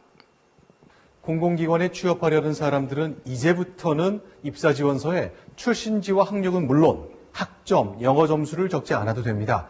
학연과 지연의 끈을 끊겠다는 뜻인데요. 하지만 찬반 논쟁이 거셉니다. 박지혜 기자입니다. 이달부터 공공기관에는 블라인드 채용이 시행됩니다. 적용 대상은 공공기관 332곳과 지방공기업 149곳. 입사지원서에는 사진을 붙일 수 없고 생년월일 등 직무와 상관없는 개인정보도 적지 못합니다. 당장 이번 달부터 공공기관 입사지원서에는 학교와 학점, 토익점수 같은 스펙을 적는 공간이 없어지는데요. 이런 변화에 대해 취업준비생들의 반응은 엇갈리고 있습니다. 뒤늦게 열심히 하는 친구들한테는 이제 블라인드 채용이 좀 매력적이라고 생각해요. 스펙 경쟁이 치열하다 보니까 그거에 대해서 좀 부수적으로 들어가는 비용도 있을 테고. 취업 시장의 혼란을 우려하는 목소리도 있습니다. 그거를 스펙을 쌓아놓은 사람들은 좀 허탈할 수도 있겠다. 또 다른 사교육 시장이 생길 수도 있는 부분이 있을 것 같아서 좋게만은 생각하지 않고 있는 것 같아요. 수도권과 지방대학의 인터넷 게시판에 올라온 학생들의 견해 차이도 뚜렷합니다. 역차별의 논란을 그냥 정부도 그냥 무작위로 누르기보다는 어떻게 좀 해결할지에 대해서 고민해봐야 될 것 같아요. 정부는 가이드북을 마련해 민간 기업에도 블라인드 채용이 확대되도록 지원할 계획입니다. 채널A 뉴스 박지혜입니다. 네, 청년들이 생각하고 있는 이 블라인드 채용에 대한 그런 보도였습니다. 다음 페이지에 나오는 사진도 보시면은 그 인터뷰를 하는데 이 여학생이 이래요. 이 학교에 들어온 것 자체도 사람의 성과이고 노력의 일부인데 이것을 아예 보지 않겠다는 것은 역차별이 된다라고 해가지고 이러한 과도한 채용 규제가 자신이 지금까지 노력하며 쌓아왔던 성과를 전부 무시하는 사실상의 역차별에 해당하는 것, 그러니까 불공정하다라고 보는, 공정하지 않다라고 이 학생은 평가하는 것이죠. 그 다음 화면도 마찬가지입니다. 이 학생은 뭐라 그러냐면은 대학교에 와서도 학점이나 여러 가지 신경 쓰느라 보냈던 6년, 도합 12년. 그러니까 중고등학교 때부터 이 학생은 정말 좋은 대학에 들어가기 위해서 열심히 성실하게 공부하고 노력해서 이 대학에 왔고, 이 대학에 와서도 좋은 학점을 얻기 위해서 노력을 했는데 이 12년에 해당하는 시간이 한 번에 없어진다는 그런 느낌이 든다는 허탈감을 토로하고 있습니다. 그러니까 이 청년들한테도 과연 이렇게 묻지도 말고 발언하지도 말고 33가지 사유에 대해서 이런 내용들이 청년들이 과연 공정한 채용 기회가 보장되는 것이라고 느끼는 것인가에 대해서 좀 의문이 들지 않을 수가 없는 것입니다. 그래서 이 고용시장에 아주 엄청난 혼란과 그리고 고용시장이 위축될 우려가 굉장히 높습니다. 이 사용자인 기업은 자신이 원하는 적합한 회사에 적합한 인재를 찾기 위해서 정말 그 사람의 정확한 정보를 알아야 할 필요가 있습니다. 근데 이 구직자를 평가할 수 있는 여러 가지 사항들에 대해서 발언도 못하고 묻지도 못하게 해놨기 때문에 사실상 구직자가 저 사람이 어떤 사람인지 거의 파악하기 어려운 상태에서 채용을 결정할 수밖에 없는 그런 상황에 놓이게 될 수밖에 없습니다. 이것은 구직자도 마찬가지예요. 구직자나 구인자 모두 아무것도 모르는 귀와 눈이 가려진 상태에서 정말 이 채용이라고 하는 이 아주 중요한 것을 자기가 지금까지 노력해왔던 그런 성과의 결과물을 가지고 공정하게 평가되는 것이 아니라 거의 운에 맡길 수밖에 없는 아주 좀 불행한 결과를 초래할 수가 있다라고 생각이 됩니다. 그래서 이 채용이라고 하는 것은 이 고용시장에서 이 기업과 그 구직자가 서로 이게 조건을 맞춰가면서 서로 원하는, 기업이 원하고 구직자가 원하는 이런 상대를 찾아가지고 이 계약이 이루어지는 것이 이 고용시장의 순리라고 볼 수가 있는데, 이 규제 대상이 되어서는 안 되는 사항들을 규제하기 때문에 이런 심각한 부작용이 발생하게 되는 것이 이제 우려가 되는 것입니다. 그래서 이 기업 입장에서는 나중에 이제 우려되는 사항이 뭐냐면은 이 기업은 고용을 창출하는 주체입니다. 근데 이 기업이 이렇게 과도할 정도로 채용에 있어서 규제를 해놓다 보니까 이 공개 경쟁 채용 자체를 포기할 수가 있습니다. 그러니까 이렇게 될 바에는 나는 그냥 다른 사람한테 좀 추천받아서 좀 믿을 만한 사람을 뽑을래 라고 하고 이 비공개 채용으로 결정을 하게 될 가능성도 배제할 수가 없습니다. 아니면은 이 기업이 정말 고용 의지가 정말 꺾이는, 이렇게 되면은 전체적으로 이 고용 시장이 활력을 잃어가지고 정말 고용 시장이 좀 활발하게 이 고용이 좀 증가되는 이런 구조가 돼야 되는데 이 고용 시장이 활력을 잃게 돼서 결국에는 기업이나 이 구직자 모두에게 불행한 결과를 초래할 우려가 크다라고 볼 수가 있습니다. 자, 그러면 무엇을 질문하고 누구를 어떻게 채용할 것인가? 굉장히 어려운 부분이 아닐 수가 없습니다. 이 법 개정안은 이 33가지 사유에 대해서 질문도 하지 말고 발언 자체도 하지 말라라는 것 아니겠습니까? 그리고 이것은 1인 이상 모든 사업장에 적용되기 때문에 특히 이 영세한 사업장한테 아주 큰 부담이 될 수가 있습니다.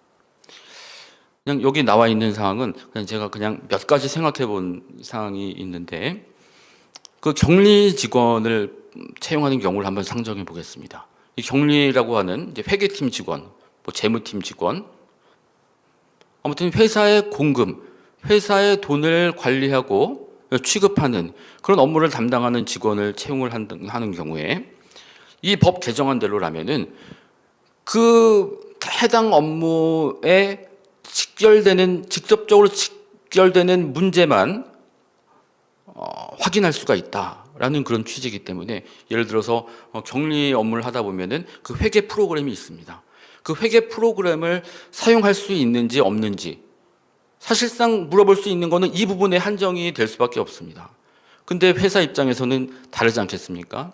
이제 회사의 공금을 관리하고 회사 전체의 자금의 관리, 출납, 취급을 해야 되는 업무이기 때문에 그 사람이 정말 돈에 대해서 정직하고 그리고 성실한지 여부를 회계 프로그램 같은 거 다루는 것보다 더 중요하게 생각할 가능성이 굉장히 높죠.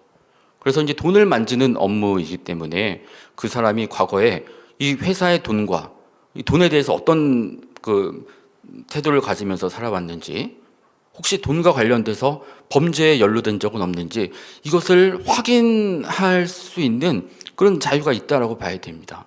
근데 과거에 돈과 관련된, 회사의 공금과 관련된 이런 질문을 하는 순간 이 차별금지 사유에 바로 이제 걸리게 되는 그런 부분이 있고, 그리고 이런 상황이 개인적인 프라이버시일 수는 있지만 회사 입장에서는 돈을 맡기는 업무이기 때문에 그 사람이 좀 재정적으로 혹시 신용이 괜찮은지, 혹시 신용불량이나 어떤 파산 상태에 빠진 것은 아닌지, 이런 부분도 회사 입장에서는 좀 안전성을 좀 확보하기 위해서 좀 물어볼 수가 있는 것이죠. 근데 이런 것을 물어보지 못하고 무슨 격리 프로그램 다룰 수 있는지 여부만 확인할 수 있게 한다면은 정말 그 기업이 필요한 인재를 채용하는 데 있어서 엄청난 제약이 따르는 것이 아닌가 생각이 되는 겁니다.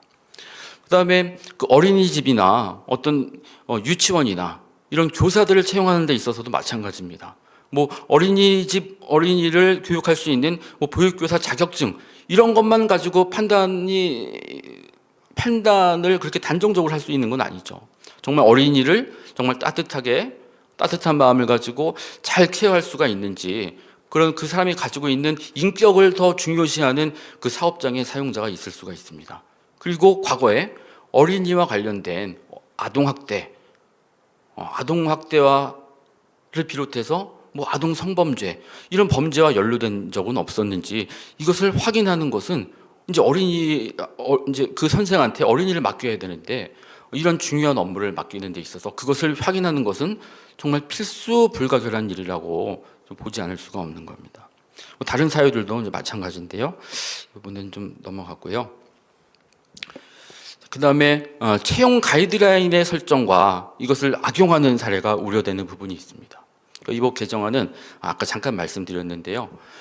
이 정부에서 지정한 기관이나 단체가 채용과 관련된 교육이나 컨설팅을 할 수 있도록 하고, 만약 하게 되면은 그거와 관련돼서 소요되는 비용들은 국가에서 다 재정적으로 지원해주고 행정적으로 필요한 부분까지 다 지원해준다고 이 여지를 근거 규정을 만들어 놨습니다.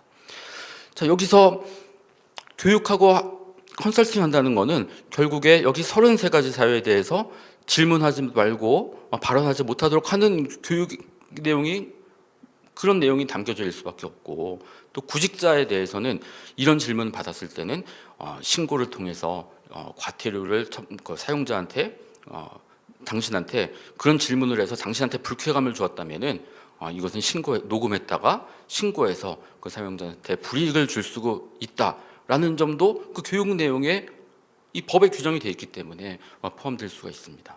이 사실상 국가에서 전체적으로 채용을 검열하는 시도라고 보지 않을 수가 없는 것이고, 이것을 과연 실효성이 있는가, 이것이 과연 필요한가라는 점에서 국가 행정력의 낭비, 재정적인 손해라고 이제 볼 수가 있습니다. 그리고 이 면접 과정을 녹취해 가지고 나중에 채용이 거절될 경우에 나의 이 그 마음의 불편함을 해소하기 위해서 사용자를 의도적으로 신고하는 경우에 이것을 이 법 규정을 악용하는 사례도 발생할 가능성이 충분히 있다라고 보여집니다. 그 다음에 종교기관이나 종교단체에 대해서는 아주 심각한 문제를 초래할 수가 있습니다. 이 기독교 신앙에 근거해서 설립된 이 종교기관이나 이 단체들은 자신들과 같은 신앙을 가진, 그리고 같은 신념과 같은 가치관을 가지고 이 종교 활동을 할 사람을 그 직원으로 채용하는 것이 필요하지 않겠습니까? 그뿐만 아니라 우리 민주국가에서는 이 공동의 목적 달성을 위해서 이 단체를 결성할 자유가 있습니다. 이것을 우리 헌법에서는 결사의 자유라고 표현을 합니다. 그래서 어떠한 공동의 목적을 가진 단체의 활동과 그 단체의 존속을 위해서는 그 자기 단체와 같은 목적, 같은 신념과 같은 가치관을 가진 직원을 자유롭게 채용할 수 있어야 됩니다. 그와 관련해서 우리 기독교 성경은 이 동성애를 금지하고 있습니다. 그리고 우리 기독교 개신교의 대다수 교단 헌법과 관련 규정은 성경에 따라서 이 동성애자 아니면은 동성애를 옹호하고 지지하는 자에 대해서 이 교단 산하의 신학교라든지 각종 단체의 목회자나 교직원이나 직원으로 채용하는 것을 금지하고 있고, 만약에 이것을 위반하면은 징계 처리까지 할 수 있는 그런 교단 헌법 관련 규정들을 두고 있습니다. 근데 만약에 이 모집 채용 과정에서 이런 동성애, 성적 지향과 성별 정체성과 같은 내용들을 확인할 수 없게 한다면은 이 같은 기독교 신앙과 같은 신념과 가치관을 가지고 그 종교 활동을 하는 것이 굉장히 어렵게 될 수가 있습니다. 만약에 이것을 질문하지 못하고 혹은 이런 마음을 숨기고 그 단체에 들어와 가지고 그 단체 활동을 저해하거나 아니면은 그런 사람이 나중에 그 의사결정 단계에 있는 리더십이 되거나 하게 된다면은 그 단체를 정말 활동을 저해시키고 그 단체를 무력화시킬 수 있는 그 위험이 존재하게 됩니다. 그렇게 되면은 이 기독교 종교기관과 단체는 그 단체의 존속을 위협받게 되는 그런 상황까지 몰릴 수가 있게 됩니다. 그래서 이것은 신앙의 자유, 결사의 자유를 위협하는 부분이 있습니다. 그래서 지금 언론 보도에 보면은 이 윤미향 의원의 채용조차법 개정안이 특히 이 종교단체에 큰 해악을 끼친다라는 점에 대해서 우려하고 있는 성명서를 발표하기도 했고, 이것이 언론에 이렇게 보도된 적이 있었습니다.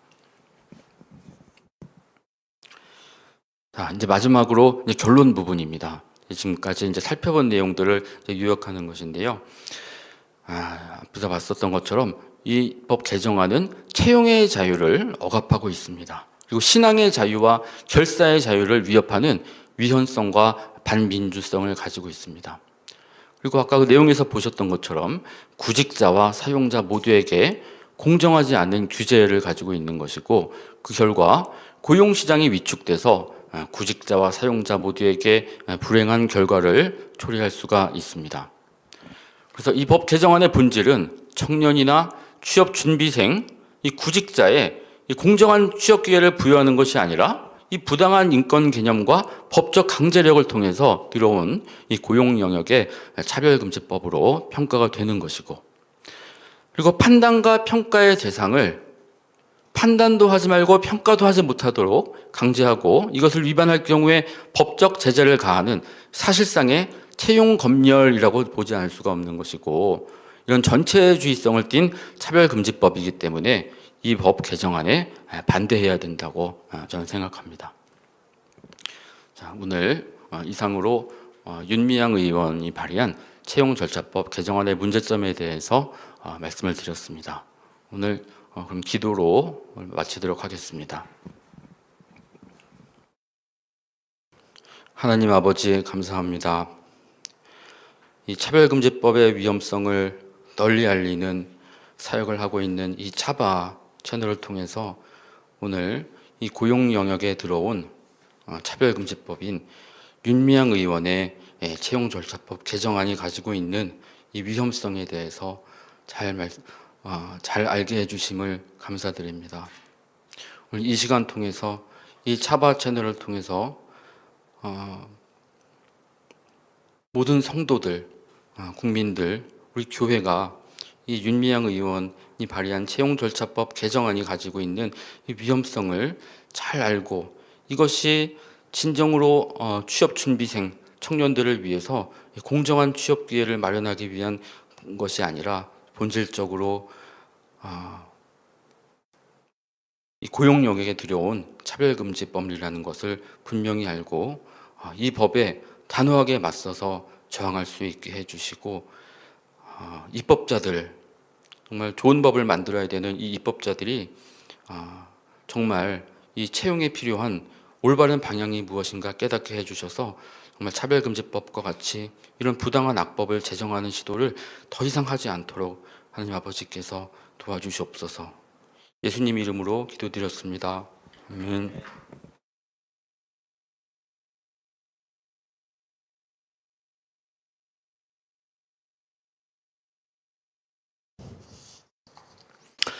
네, 오늘 김준근 박사님께서 아주 중요한 강의를 해 주셨습니다. 그동안 우리 모두의 관심이 차별금지법 제정 반대에 집중되어 있는 사이에 교활하게 발의된 채용절차법 개정안은 기업인들과 교회 관련 기관들이라는 구체적인 영역에 있어서는 차별금지법보다 훨씬 강력하고 차별금지법을 능가하는 악한 법안이라는 사실이 김준근 박사님의 강의를 통해서 분명히 드러났습니다. 이 법안은 정치 경제적인 측면에서 본다면 국가 권력이 기업에게 주어져 있는 인사권의 전방위적이고 폭력적인 방법으로 개입해서 사실상 기업을 망가뜨리는 결과를 초래하는 독재적인 악법이며, 우리 사회의 경제 구조를 사회주의적인 구조로 바꾸고자 하는 의도를 숨기고 있는 법안입니다. 동시에 종교의 영역에서는 동성애자들의 채용을 강요함으로써 교회가 하나님의 말씀의 가르침 위에 설 수 있는 기초를 허물고 교회의 순결을 파괴하고 궁극적으로는 교회를 해체하고자 시도하는 악한 법안입니다. 이 개정안이 법제화되면 기업과 교회는 사실상의 인사권을 박탈당하게 되고 기업과 교회를 무력화시킨 다음에 그 바탕 위에서 차별금지법을 쉽게 제정하고자 하는 의도를 드러내고 있습니다. 이 채용절차법 개정안이 국가주의적인 오만방자한 법이라는 점이 가장 적나라하게 드러나는 부분은 철저한 블라인드 채용을 민간 기관들을 향해서는 철저하게 관철시키고자 하면서도 국가가 공무원을 채용하는 경우는 예외로 두고 있다는 것입니다. 이 조항은 민간 기업은 형편없는 인재들로 채워서 운영을 어렵게 만들고 국가는 모든 조건을 다 따져서 똑똑한 인재들만 골라 뽑아서 엘리트 집단을 만들어서 국가의 힘으로 민간 기업과 민간 단체들을 통제하겠다는 전체주의적이고 사회주의적인 의도를 그대로 드러내고 있습니다. 똑똑한 수재들이 모인 국가기관과 오합지졸이 모인 민간기관이 어떻게 경쟁이 가능하겠습니까? 권력 기반이 취약한 민간기관에 그나마 똑똑한 인재들이 포진하고 있어야 절대 권력을 독점하고 있는 국가의 독주를 어느 정도라도 견제할 수가 있는 것 아니겠습니까? 북한의 김정은 독재 체제를 지탱하고 있는 가장 근본적인 힘 가운데 하나는 가장 똑똑한 인재들을 국가기관인 노동당과 인민군 수뇌부가 모두 데려가고 민간기관에는 열등한 인재들만 배치해 놓으니까 도대체 민간기관들이 머리싸움에서 노동당과 인민군을 능가할 수 없는 것 아니겠습니까? 민간기관의 우민화를 통해서 민간기관 통제하는 것이 북한의 인사정책의 핵심인데 지금 채용절차법 개정안은 북한의 인사정책을 본받아서 민간기관의 우민화를 추구하고 있는 것 아닌가 하는 의심을 불러일으킵니다. 여기서 이 자유에 관해서 성경이 무엇을 말하고 있는가에 대해서 잠깐 생각해 보겠습니다. 성경은 인간이 하나님의 형상으로 창조되었다고 말하고 있습니다. 이 형상이라는 말은 닮았다는 뜻입니다. 그러면 하나님과 인간이 어떤 점에서 닮았는가? 하나님과 인간이 닮은 것들 가운데 닮은 것들은 여러 가지가 있습니다. 하나님이 영이신 것처럼 인간도 영이다. 또 하나님께서 영존하시는 것처럼 인간의 영혼도 한번 창조된 이후에 영존한다. 이런 것들. 그런데 그 하나님과 인간이 닮은 것들 가운데 하나가 바로 자유입니다. 하나님은 그 존재와 사역에 있어서 어떤 피조물에게도 의지하지 않고 자유로우신 분입니다. 그래서 하나님은 스스로 있는 자다. 그렇게 말씀하시고 하나님을 세상을 창조하실 때 어떤 필연적인 이유에 의해서 창조하시는 것이 아닙니다.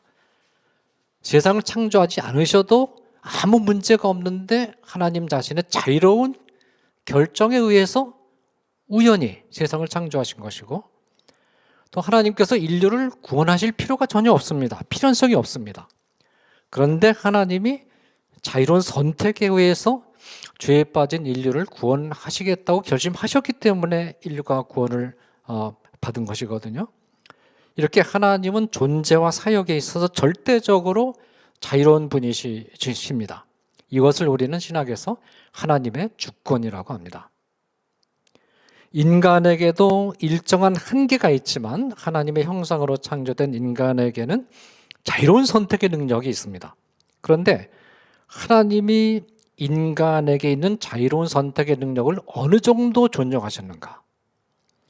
자, 하나님은 에덴 동산에 선악을 알게 하는 나무와 생명나무를 포함한 많은 나무들을 두시고 선악을 알게 하는 나무의 열매를 따먹지 말라는 명령을 주신 후에 이 명령을 준수하는가의 여부는 철저하게 아담과 하와의 자유에 맡기셨습니다.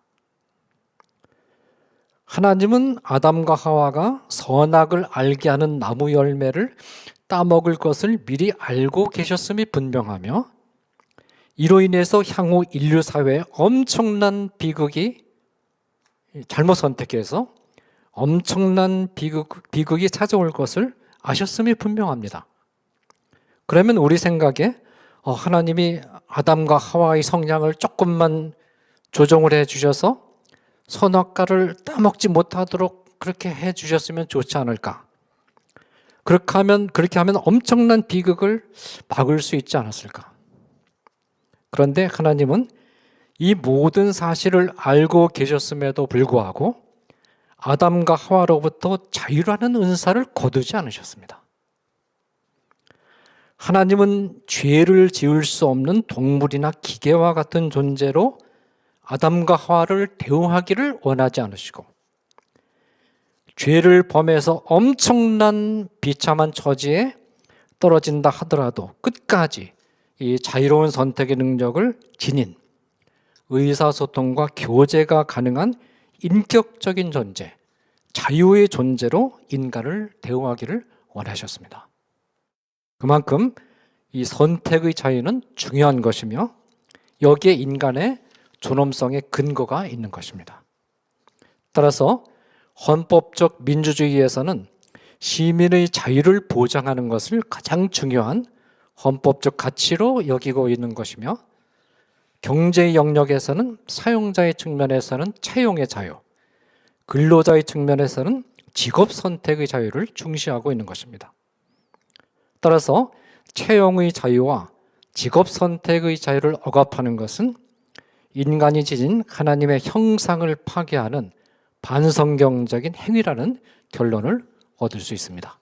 오늘 아주 중요한 그 채용절차법의 문제점, 아주 굉장한 그 악법에 해당되는 채용절차법의 문제점에 대해서 심도 있고 또 법률 전문가로서 아주 치밀한 그런 강의를 해주신 김정근 박사님께 강의 감사드리고, 여러분들이 이 강의를 거듭 반복해서 시청을 해주셔서 이 채용절차법이 얼마나 위험한 법인가를 인식하시고 또 이 채용절차법에 대한 강력한 대응이 반드시 필요하다 하는 점을 인식하는 그런 시간이 되었으면 좋겠습니다.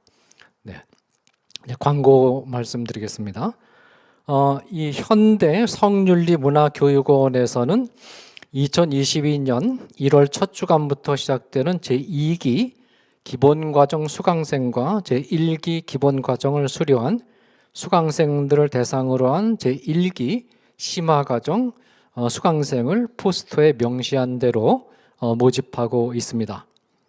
현재 제1기 기본과정이 잘 마무리되었고, 이 과정을 이수한 수료생들이 카톡방을 개설을 해서 그리고 또 줌을 통해서 활발하게 교제를 하고 있는 중이며, 또 강의를 했던 교수들이 틈틈이 여러 가지 다양한 강의 동영상을 올려주시고 또 논문도 올려주시고 글을 올려주셔서 수료생들이 무기한 편안한 마음으로 자유롭게 공부를 계속하고 훈련을 받을 수 있는 기회를 이어가고 있습니다. 가능한 한 12월 31일까지 신청해 주시기를 바라고, 또 내년 1월 초에도 추가 모집을 진행하게 될 것입니다. 이 목회자반과 일반인반을 나누어서 운영을 하고 있는데, 특별히 각 교회의 부교육자들과 또 주일학교 학생들을 가르치는 교사들과 직분자들이 꼭 신청해서 이 동성애와 젠더주의 그리고 차별금지법에 대한 바른 이해로 무장하고 성도들과 주일학교 아이들을 바르게 지도하는 역량을 갖출 수 있는 기회를 갖게 되기를 바랍니다. 네, 계속 넘겨주십시오. 에스더 기도 운동은 성탄절을 맞이해서 태아로 오신 예수님을 기억하며 태아 생명의 소중함을 담은 성탄 연합장을 제작해서 배포하는 낙태 반대 태아 생명 존중 가도 캠페인을 가집니다. 에스더 기도운동의 이용희 대표님은 2019년 낙태죄 위헌 여부 판결문에서 2명의 헌법재판관들이 우리 모두가 태아였고 우리가 지금 살아있는 것은 어머니의 태중에서 낙태되지 않았기 때문이다 라고 진술했던 기록이 있음을 기억해 줄 것을 호소하셨습니다. 동시에 현재 한국 사회에서는 하루에 3,000건, 연간 약 110만 건의 낙태가 진행되고 있고 낙태 건수에 있어서 세계 1위이며 우리나라 연간 출생률이 30만 명이라는 점을 감안하면 4명 중에 1명이 낙태로 태중에서 잔인하게 죽임을 당하고 있다라는 엄중한 현실을 기억해 줄 것을 요청하셨습니다. 네, 넘겨주십시오. 2월 16일자 중앙일보의 보도에 따르면 미국 시카고 교육청이 각자가 생각하는 성 정체성에 따라서 생물학적 성별이 다르더라도 화장실을 이용할 수 있도록 하는 성 정체성 포용적 화장실을 도입하기로 해서 논란이 일고 있습니다. 이 정책에 대해서 학부모들이 반발해서 3,200명이 도입 철회를 주장하고 있습니다. 학부모들은 공무원들이 제정신인지 의아할 뿐이라고 비판하면서 이 황당한 정책이 많은 아동, 청소년들에게 평생 씻지 못할 신체적, 정신적 피해를 초래할 수 있음을 비판하고 나섰습니다. 이 사건은 차별금지법이 제정되면 한국 사회에서도 일어날 수 있는 일이 어떤 것인가를 예시해 주는 것으로서 차별금지법 제정을 기필코 막아내야만 하는 이유를 잘 보여주고 있습니다. 네, 넘겨주십시오. 네, 2021년을 마무리하는 마지막 주간인 31일에는 그동안 차별금지법을 막아내는 운동에서 핵심적인 역할을 하셨던 6분을 모시고 2021년 한 해 동안의 차바 사역에 대해서 평가하고 2022년의 사역을 전망하는 시간으로 꾸밀 예정입니다. 많이 기대해 주시면 고맙겠습니다. 네, 이제 기도하고 제53회 모든 차바 강의 일정을 마무리하겠습니다.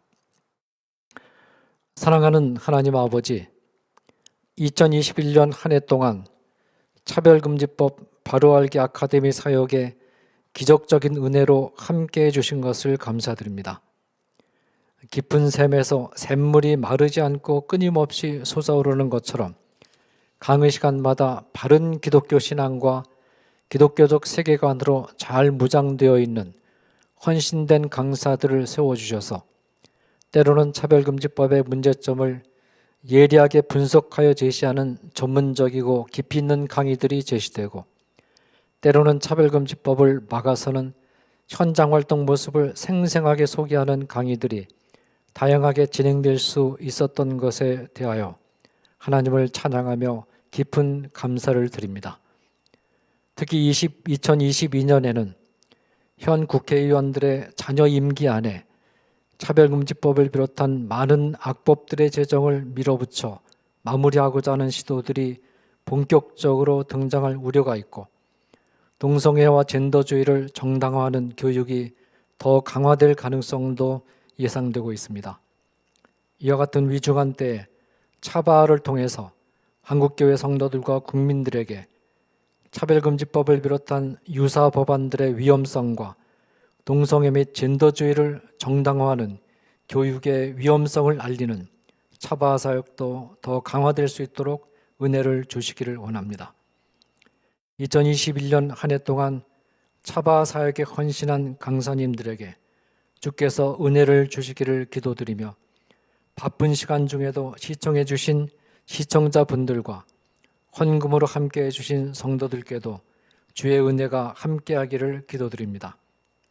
지난 1년 동안 차바를 지도해 오신 조영일 대표님과 실무적으로 뒷받침하기 위해서 수고해 오신 스태프팀에게도 주의 은혜가 함께하기를 예수 그리스도의 이름으로 간절히 기도드립니다. 아멘. 네, 이것으로 모든 강의 일정을 마무리하겠습니다.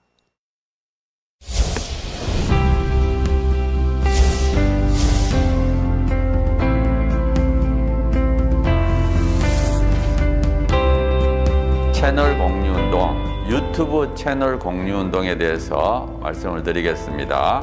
차바 채널과 여러분들의 교회의 유튜브 채널이 공유된다는 게 무슨 뜻인가 하면 차바에서 매주 금요일마다 차별금지법에 관련된 좋은 영상을 실시간으로 송출하게 됩니다.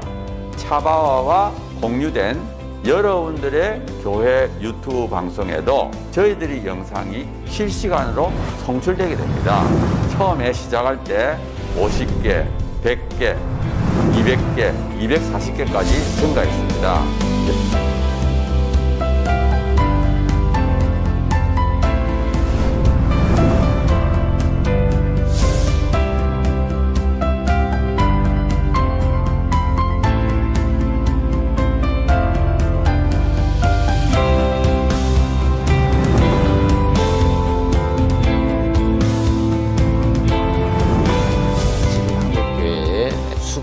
100만여 개 되고 유튜브 채널을 10,000개라고 보면 그 10,000개 중에 한 10%, 1,000개가 되면 이 1,000개 채널이 나머지 10,000개에 영향을, 10,000개 채널이 10,000개 교회가 나머지 6만 교회에 영향을 미칠 수 있다. 저는 그렇게 생각합니다.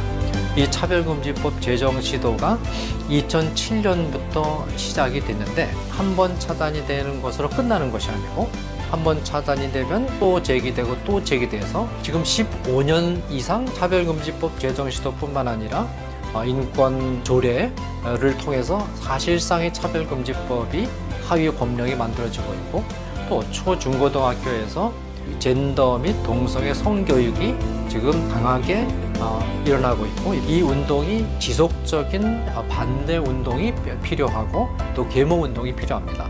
여러분 섬기시는 교회 담임 목사님 은혜로운 설교를 들으셨다면 적어도 주 1회는 지금 전 세계에 가장 위협이 되고 있는 동성애 성혁명 주장들 그리고 우리 미래 세대를 음란으로 미혹시키고 거짓으로 미혹시키고 있는 이 성혁명 사상들 차별금지법 이 문제가 우리나라에서 반드시 막아내고 복음적 성인례를 반드시 지켜내는 이런 사역에 우리가 실패해서는 안 되겠습니다. 차바 강의 중에서는요, 쉬운 강의도 있고요, 또 어려운 강의도 있습니다. 쉬운 강의는 한 번 듣고 이해가 되지만요, 어려운 강의는 또 여러 번 들으실 수가 있어야지 되는데요. 이게 교회 채널을 통해서 모든 성도들에게 공급이 된다면 정말 좋겠죠. 그 운동을 우리가 하고 있는 것입니다.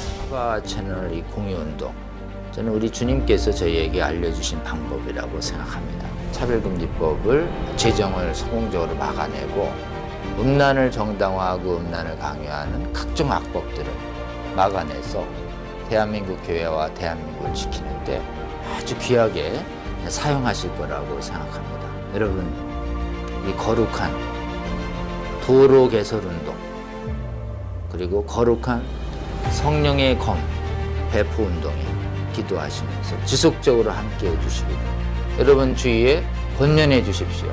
여러분의 작은 동참이 한국교회와 세계교회를 새롭게 하고 주님 다시 오실 때까지 이 악하고 음란한 세대를 선하고 거룩하게 만드는 데 귀하게 사용하실 거라고 그렇게 믿습니다.